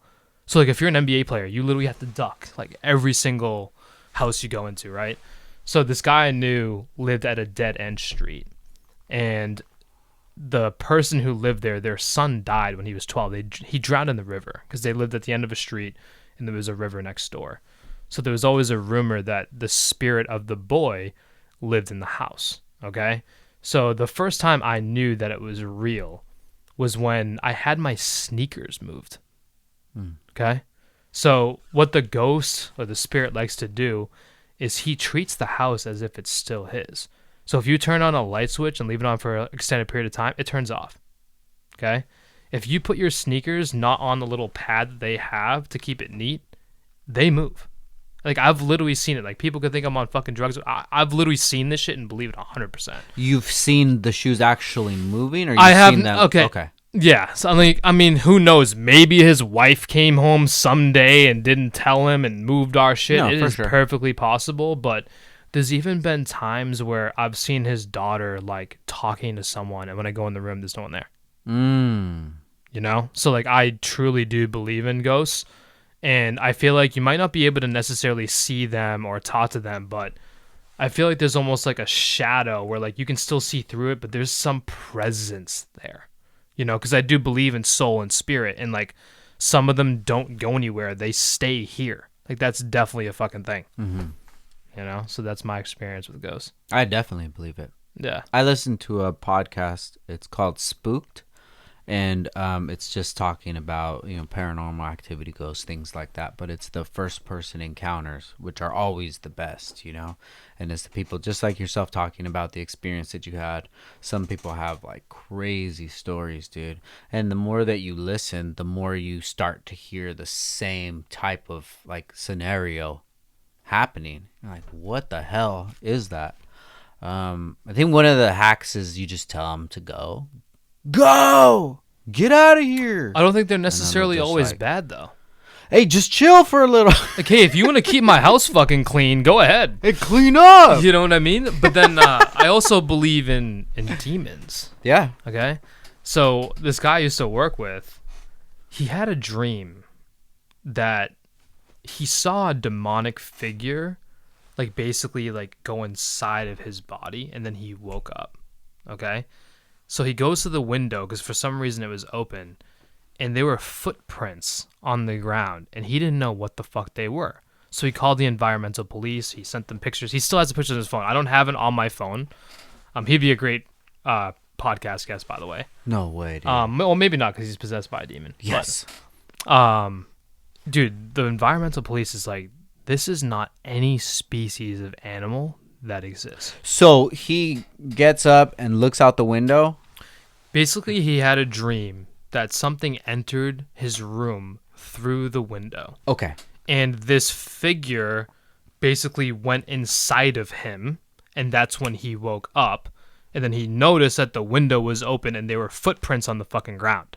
Like outside. Outside, physically, and he has picture proof. Like snow or... Snow, because we live in Massachusetts. Okay, So, gotcha. like, there were footprints in the ground that looked so bizarre that nobody in EPA or any animal person could confirm that species of whatever exists. What do they look like? demonic fucking footprints, bro. Like, they weren't necessarily massive, but they, you know how like you would think like demons have like hooves or like claws. Like, Yeah, dude. Maybe I could fucking ask him to send it to me, bro. but, Yes, I gotta see that bro, shit, dude. Like, they're real. So okay, so then after that, then what? Like he's got a demon with him.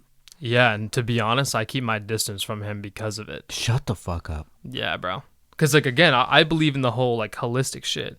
And when my therapist, and I've even worked with other therapists in the past, when they're telling me that they sense a dark energy around him, I go, no, it's because of the fucking demon. Yeah. Like, bro, it's a fucking thing. Like, one of them gave me, like, a piece of, I think it was shungite. Like, there's certain, like, minerals and rocks that could protect you from certain energies. So, like, in order for me to, like, go ask him, like, a question in his cubicle, like, I had this fucking piece of rock with me to protect me from his demon. So before... To this day, I think he still has it. I don't see how he would have gotten rid of it. So it's been, let's see, it's 2024 now. It's probably been, like 7 years. So, did you notice a difference in him from before? He was already demon? pretty fucking crazy before, but I felt like his tendencies started to enhance. Like his dark tendencies, his poisons, COVID was not good for him.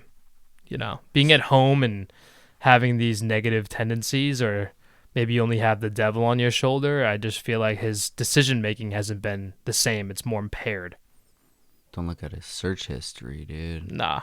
He's got a wife and 3 kids. Beautiful family. Dad's a fucking demon? Yeah. That No, sucks. Dad's possessed by a demon, but yeah, he's a very interesting character. Yeah, I would be interested to...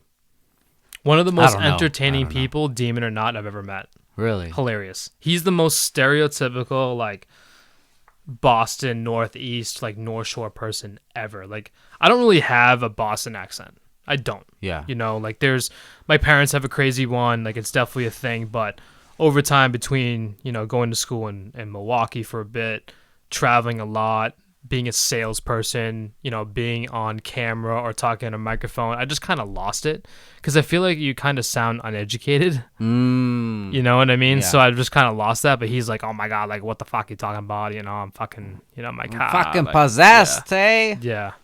So what does he know, like, yeah, Yeah, he knows. I'm possessed? Yeah. How often does he talk about it? Like, I haven't seen him in a little bit because, dude, my last encounter with him was pretty fucking crazy. I don't even know how the fuck he was gonna drive home and like refused help from me and our other friends. But yeah, he's got some shit to work on. He's got some demons, no pun intended, that he needs to work on. man, dude, that's crazy. I was just listening to Tucker Carlson on Rogan. And he believes in a lot of, like, spiritual and supernatural kind of things.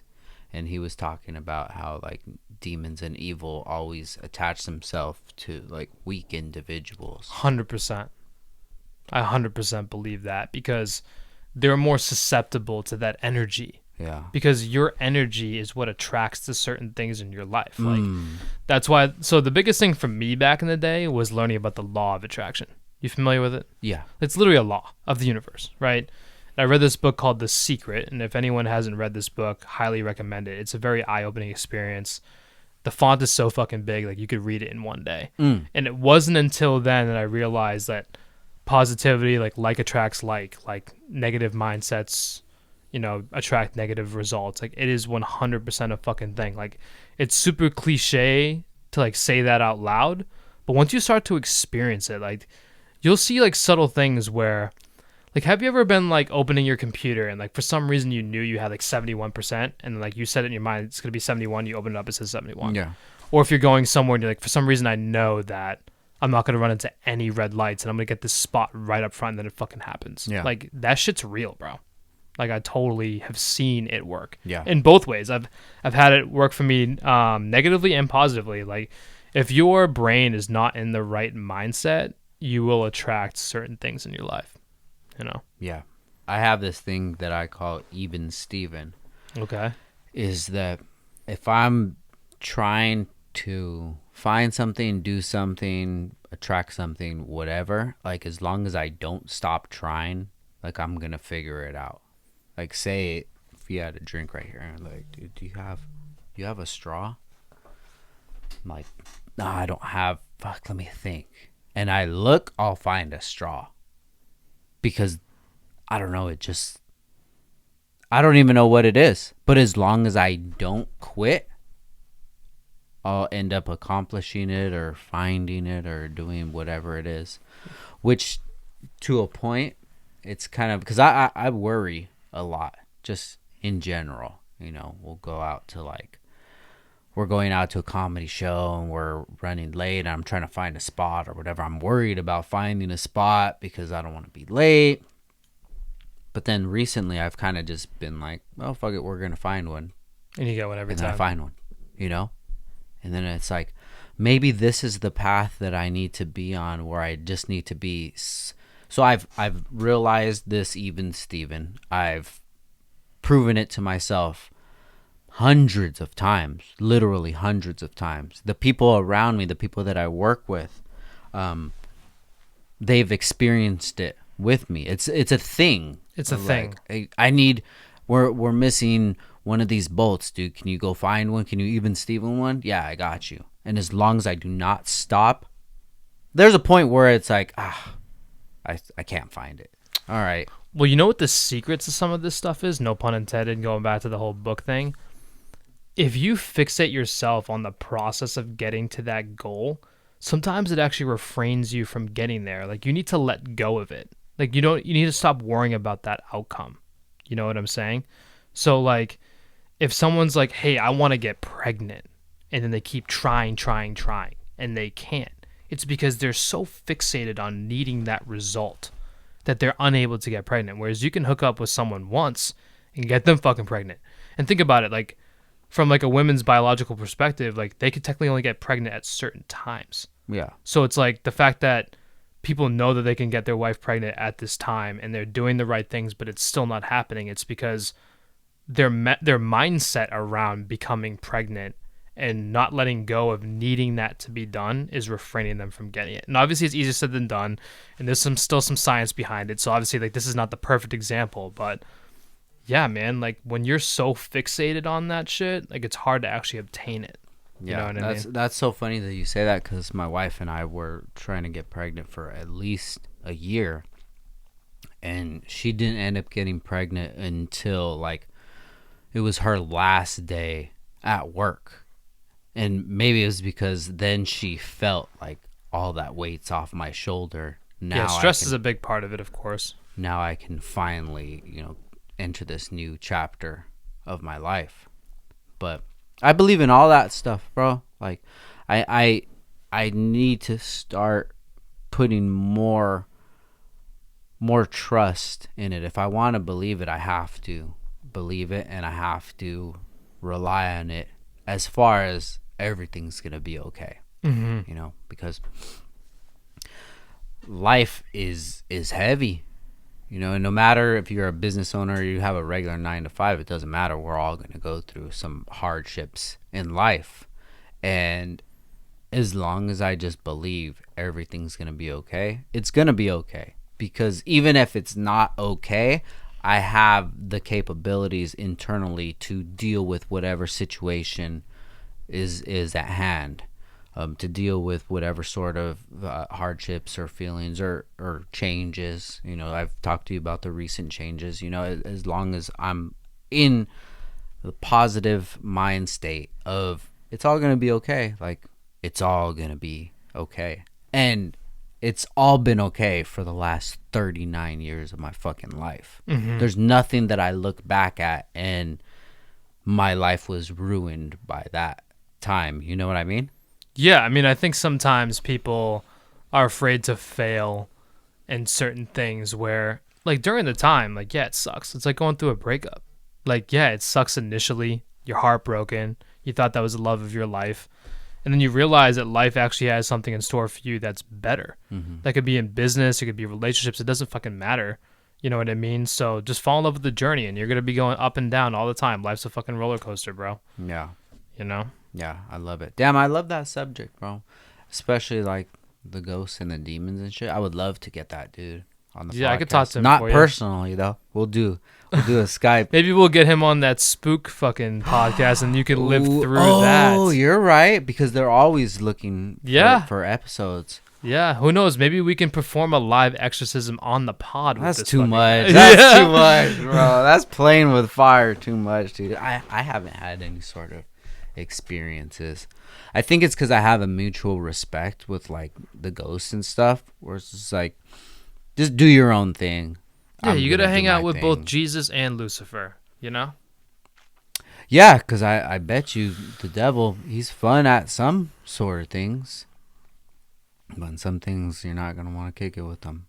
Yeah, that goes back to the whole opposite thing. Like, good can't live without evil. Yeah. So that's why Lucifer's, he does what he does, and Jesus does what he does. Yeah, that's why you don't stay at a Diddy party for that long, dude. You For go sure. there, you go there, eat as much lobster as you want.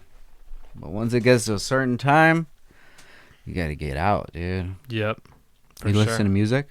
I do. I mean, I'm definitely not like one of those like super purists, but I mean, I have a specific taste, I guess. But so I like 80s, 90s hip hop into early 2000s. Like anything beyond 2005, like just doesn't really interest me. Like I can fuck with a little like J. Cole, like some Kendrick here and there. But I really like storytelling, bro. I don't like hype beast shit. And I feel like a lot of the new music these days, it's like the same shit. Like there's certain genres that almost don't exist anymore. Like remember back in the day, early 2000s, and like we had like real R&B. Like who do we have now? Like maybe The Weeknd, kind of. I don't know, man. I think that women changing their roles in society and men changing their roles and music has definitely changed, because if you're thinking about like a 112 or something, that's not attractive for a group of dudes to want to get together and be a 112. Yeah. Or to be like a genuine. Yeah. You know? No, I agree. I feel like from the music I listen to now, like I'll always listen to my core hip hop, but I like a lot of reggaeton. I probably only understand about 60% of it, but I just like the vibes. I think these days it's more about vibes, and even some EDM. Like I don't like crazy techno and shit like that, but there's just certain kinds of music that I feel like is like a vibe. Like it puts you in like a positive mindset. Like I like driving to certain EDM because it just puts me in the fucking zone. You know what I mean? Like who? Like I like a lot of Cream, Zoo. Like there's a lot of artists in EDM where the way their beats work, it's like some Calvin Harris, but I'm starting to like outgrow him. But it's also one of those things where like I don't necessarily listen to specific artists. I sometimes just let Spotify and Apple Music like recommended certain songs, and once I listen to it and like the song, I'll just add it to a playlist or add it to my library and take it from there. So yeah, I'm definitely not like a huge music person. It's not like a huge part of my life, but I do enjoy it. Oh. Have you ever been in Grid Life before? Are you familiar with Grid Life? Yeah, we were actually just talking about it the other day. I think it was at Wheel Image. We were talking about that over there. Awesome, bro. Yeah, Chris Stewart, he's the one who created Grid Life. They have like a concert series at night. It's awesome, bro. So they'll have the drifting throughout the day. They'll have vendors. They'll have the car show. And then once it starts to get dark, then they'll have the music series, and they'll have camping there. It's sick. Oh, that's bro. cool. It's really, really cool. Yeah, that's cool. But yeah, music is like as big of a part of my life as cars, or even more. Like I love music. Right now there's a big beef going on with like Drake and Kendrick, and Kendrick just released a diss today, so it's pretty exciting, dude. Did Drake already have a diss that came out? Yeah. He already came at him like twice. So yeah. Even like Bad Bunny's recent album, I think that's what his entire album is talking shit to the haters. Oh really? Yeah. Damn, he blew up. You not speak Spanish, bro? I could order a taco. That's funny. I could get a taxi.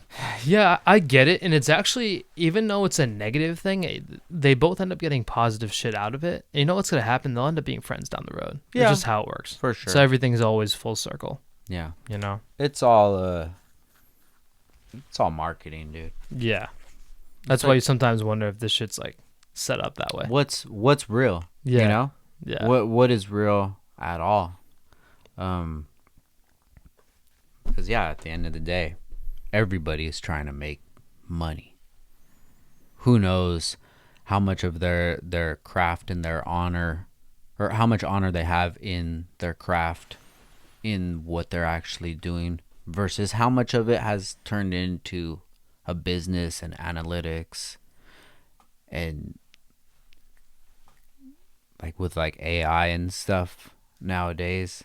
It just makes everything just so weird. And that's what do you think about AI? It's Skynet, bro. Agreed, bro. We're done. Terminator, Matrix, all that shit. It's gonna end up being real in the next 50, 60 years. Yeah. The plan of it that I see is the majority of society is gonna go towards the softest, easiest life that they can live, that is provided to them. And it's going to get to a point where all of their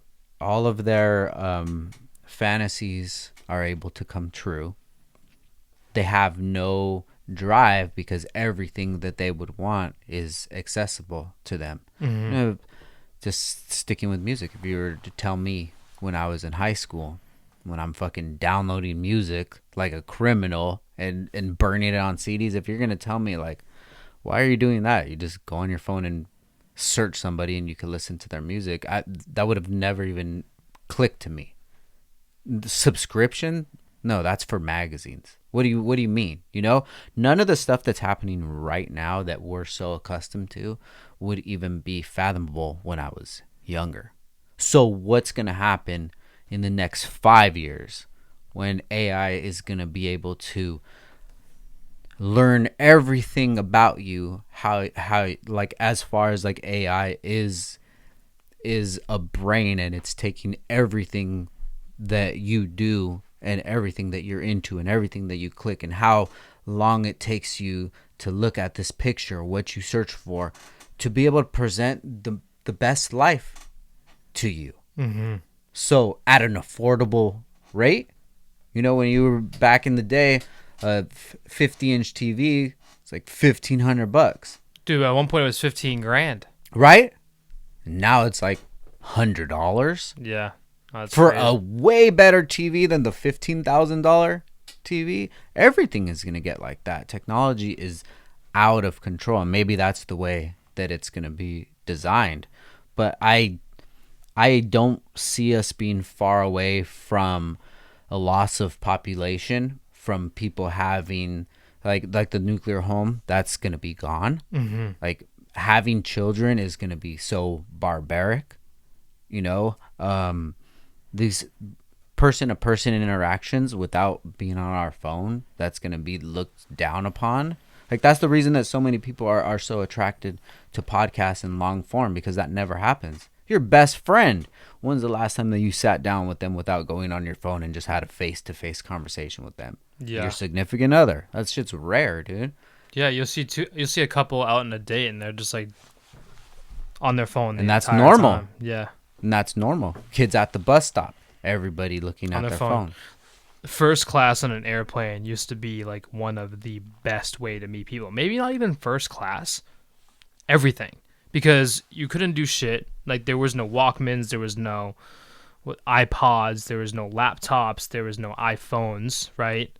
And you could just talk to the person next to you or just like force yourself to sleep the entire time. Nowadays we're so like distracted by technology. I mean, obviously it's cool to be able to like work on the plane and do certain things, but we're losing like the true human element, which is like socializing with one another. And obviously we live in a world where it's easier to access people are more accessible, but we're losing the real human connection in the process. So it's crazy. Just to the point of like OnlyFans. These girls, like how can I shame them for making? I don't see, like, dude, I don't know why people judge. I think part of it is they're just jealous that somebody's able to make a living doing something. For sure. It's even like people who are like drug dealers, for example. Like if it was easy, then why would you would do it too? Morality aside, but I feel like people think like, oh, because so and so makes money a certain way, like they're judgmental because like yeah, it might not be the most moral or ethic way to go about it, but it doesn't mean it's easy, and it doesn't mean they work hard. Is getting 1 million followers on Instagram easy? Hell no. Yeah. You know what I mean? Is creating a giant network to be able to sell certain things easy? Hell no, regardless if it's legal or not. You know what I mean? So, yeah, bro, people take shit for granted and judge just a lot too easily. I mean, they're definitely giving up a lot of themselves. Yeah, You know? I mean, it's one of those things where I get it, but I don't. But I don't judge anyone who does it. Yeah, no, for sure. But so think about it like that. The girl that you fantasize about, now you're $10 away from. That's why I refuse to go on the platform. I've never been on that. Me neither. But I know people personally who make good money on it. So that's why I get it from like a business perspective. And like, there's obviously podcasts of some of these girls going on there and talking about like the economics of it. And honestly, I find it fascinating. Like, no matter what, I find it fascinating, but not enough to go on there and spend money and see what it's about. But I think conceptually, just where we are in the world, it makes a lot of sense. Yeah, for sure. I mean, if they're going to be in that industry, it's best for them to be their own boss instead of to be working for porn or what have you, and you getting like the shit end of the stick. And Yeah, I feel like somebody porn's getting, dead now because of Yeah. OF. You know? and so you think about like that aspect, right? Now what if it gets to a point, which it will get to a point, where there's like an actual sex robot. Yeah, that's And- definitely, it's probably already a thing. But for sure it's a thing now, but getting to the point where it's like Terminator, like it feels, it's warm, it's like the movie Her, I actually haven't seen it. oh dude, very creepy, especially if you watch it right now, because that movie was from like 10 years ago or what Yeah. have you. We're just going down a very strange road. Is it bad? I don't know what's gonna happen. Everything is bad. Like, credit cards were bad when they were first coming out. Everybody had like a bad connotation about them, and now, would you rather have your credit card, or would you rather have a big wad of cash with you? Change is always gonna be different. It's always gonna be something to be that majority of people are afraid of. But I mean, we're living in such an exciting time right now. You just gotta learn how to pivot. For sure. Change is inevitable, so you're better off embracing it than trying to strive away from it. Yeah. But I think that this is going to definitely change humanity, and who knows where we're going to be at what life is going to look like in the next 10 years. So someone had a really good quote where, because like I always at first was like, you know what, I don't want to have kids. And people are like, why? I'm like, because the world we live in is so fucked up. I don't really want to raise them in this world. And then one of my buddies was like, well, if you don't have kids, you don't have the opportunity to help make the change. And like that mindset, I was mind blown. I'm like, I never looked at it that way. And I'm not saying that's the only reason why I want to have kids. Like, I dated a girl with a kid, I had that, part-time parent experience. They got a taste of it, and that was really, really cool. But like that quote really, really had me for a moment. I'm like, wow, shit. Like, I was looking at it the wrong way, because that's all about what life is. It's about perspective. The way you look at things, Yeah, for sure. After I had kids, it definitely changed something inside of me. And every parent says that, and it's hard to explain what it is until you become a parent. Yeah, but it's like a bigger purpose. Exactly. Beyond yourself. Yeah, for sure. Beyond anything that is the most important thing to me, it is a deeper purpose, and just raising your children and seeing them have a better childhood than you did, and putting them in the position where they're able to experience life in such a better way than I did, and I'm experiencing life better than my parents did. Like, that's all you want as a parent, is to be able to give your legacy the best start that they could have in life with the best tools. So hopefully they experience the best life that they can. You're gonna have You're going to have hardships and you're going to have problems no matter who you are, what you are. But if I knew some of the things that I knew now that I knew if I knew it at an earlier age, who knows where the quality of my life would be at. Mm-hmm. You know, and just that unconditional love and affection that you get from your children, like it's insane, and it makes everything worth it, you know. But you have to be ready. Exactly. Not everybody was meant to be a parent, For sure. you know, and that's okay. It is what it is. Yeah, definitely. Because what if that's never been a goal of yours to have that sort of affection and that feeling? Maybe you'll look at it as an obligation. It's responsibility that you don't want to take on. Like, who's to say that somebody's wrong for that? Mm-hmm. You know, it's Well, sometimes, like, being able to realize that you're not a good fit for this, you kind of got to put your ego aside and do what's best for the child. If you really fit, because that's the thing, it's like people who grew up with foster parents or in the system automatically assume, like, oh, like, my parents didn't love me or they didn't try hard enough. It's like, well, like, what if your mom or dad was a drug addict at the time and they couldn't really provide for you the way they were supposed to? They technically did you a favor facts. by allowing you to be in the system and get chosen by a family that did have the ability to love you unconditionally, help you, like, give you resources and stuff like that. So again, it happens to be, dude, it's perspective, bro. That's all it comes down to. Everything is about how you look at it. Yeah, and you know, looking at your parents and realizing where they came from and the life that they had before they were parents and what kind of preparation that they had, you know, and you think about that kind of stuff. I mean, even me personally, I'll think about them, and it makes me feel sad for them that when they were my age, they had to deal with things that I'll never have to deal with. You know, when they were young, when they were teens. It goes both ways. Like, you had to deal with stuff that they never had to fathom back then either. Yeah. You know what I mean? Cool things. Yeah. It's just different. Yeah. You know? For sure. I look at I'm 39 now, and I look at when my parents were 39 and they were 59. They could have very well been 59 at that time because there wasn't shit going on. Wasn't anything cool, you know? At least now we have the life in the palm of our hands. They basically just had like whatever they were given. And if you could be born a certain year, knowing where the world's at today and where it was back then, let's say, like in the last 50 years, what year would you want to be born to, you know, fully experience life as it has been, if that makes sense? I think 1980.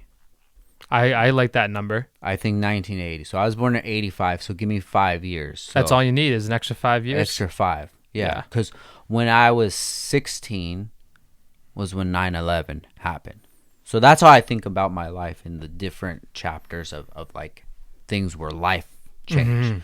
When I'm sophomore in high school, it's not really registering to me what's really going on in the world. I would have loved to be a 21-year-old to be able to really understand what is going on, you know, and not just in that like event or whatever, but when that's when life changed, in my opinion. So being 21 at that time, I would have experienced all the other great things. I would have had a more understanding of what life was pre 9/11 and post 9/11. You know, and people listening that weren't around at that time or that were born in the 2000s, like 9/11 is some like history book, like World War II. Like Vietnam means nothing to me. No disrespect to anybody. Yep. But who knows that my son looks at 9/11 as I look at Vietnam. Yeah, it's even like the 2008 recession. Like, if you weren't old enough to realize the impact and you didn't live it or feel it, it didn't matter. 2008, I'm working at Best Buy. I'm living on my own. I'm chilling. I'm going to house parties. I'm fucking drinking scissor. Like, whatever. It didn't matter to me. I didn't have anything to lose. Yep. you know? Meanwhile, if you're 65 and your only retirement assets is your 401k and you just watch everything tank, you're like, For fuck. sure. So I think, yeah, probably about 1980, because I would have been able to experience a lot of other things in a deeper level than I experienced it. Like I would have went to Woodstock 99.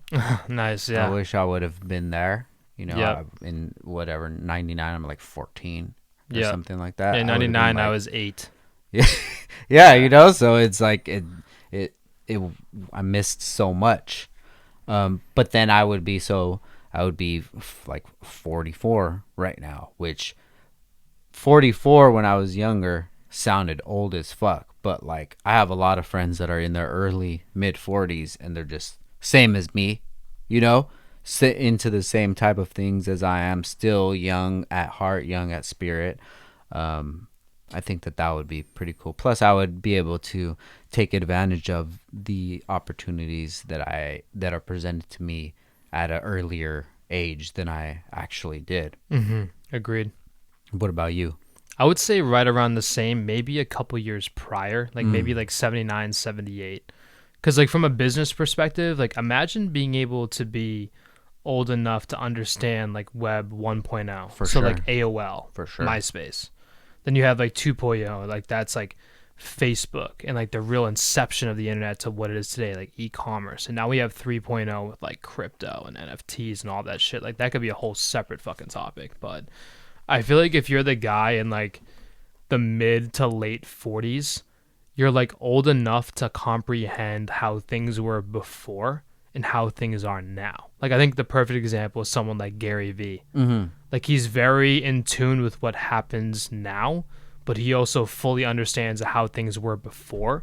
So in some ways he has like the best of both worlds. Like, I like Gary Vee a lot. I think a lot of his stuff's a little bit more outplayed these days than it was before back in the day, but in general, I definitely like what he's preaching, and Mm. agree with a lot of stuff from like a business perspective. Like, I mean, Mark Cuban's a little bit older too. And don't get me wrong, like, I'm not saying that every person over the age of 50 doesn't understand social media, but like, naturally, people who are older don't understand. Whereas, like, if you're in Generation Z and you're making $1 million a year when you're 18 years old, like, it's a completely different story. So I feel like the guys that are in their mid 40s, they understand both sides of the For spectrum, sure. you know? Yeah, for sure. And I think there's a lot of value in that because, yeah, like, people that are older, in their 50s, 60s, they definitely have the same opportunities that we have, and they've been around when it was harder to start a business or what have Yeah. you. But then they're just missing that it didn't happen in their youth.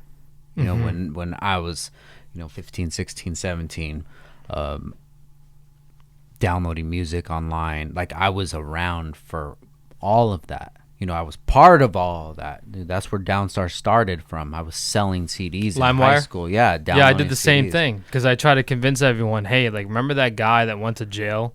Like, I'll take all that risk, and $1 a song, you have up to 80 minutes. Yeah. Did the same shit.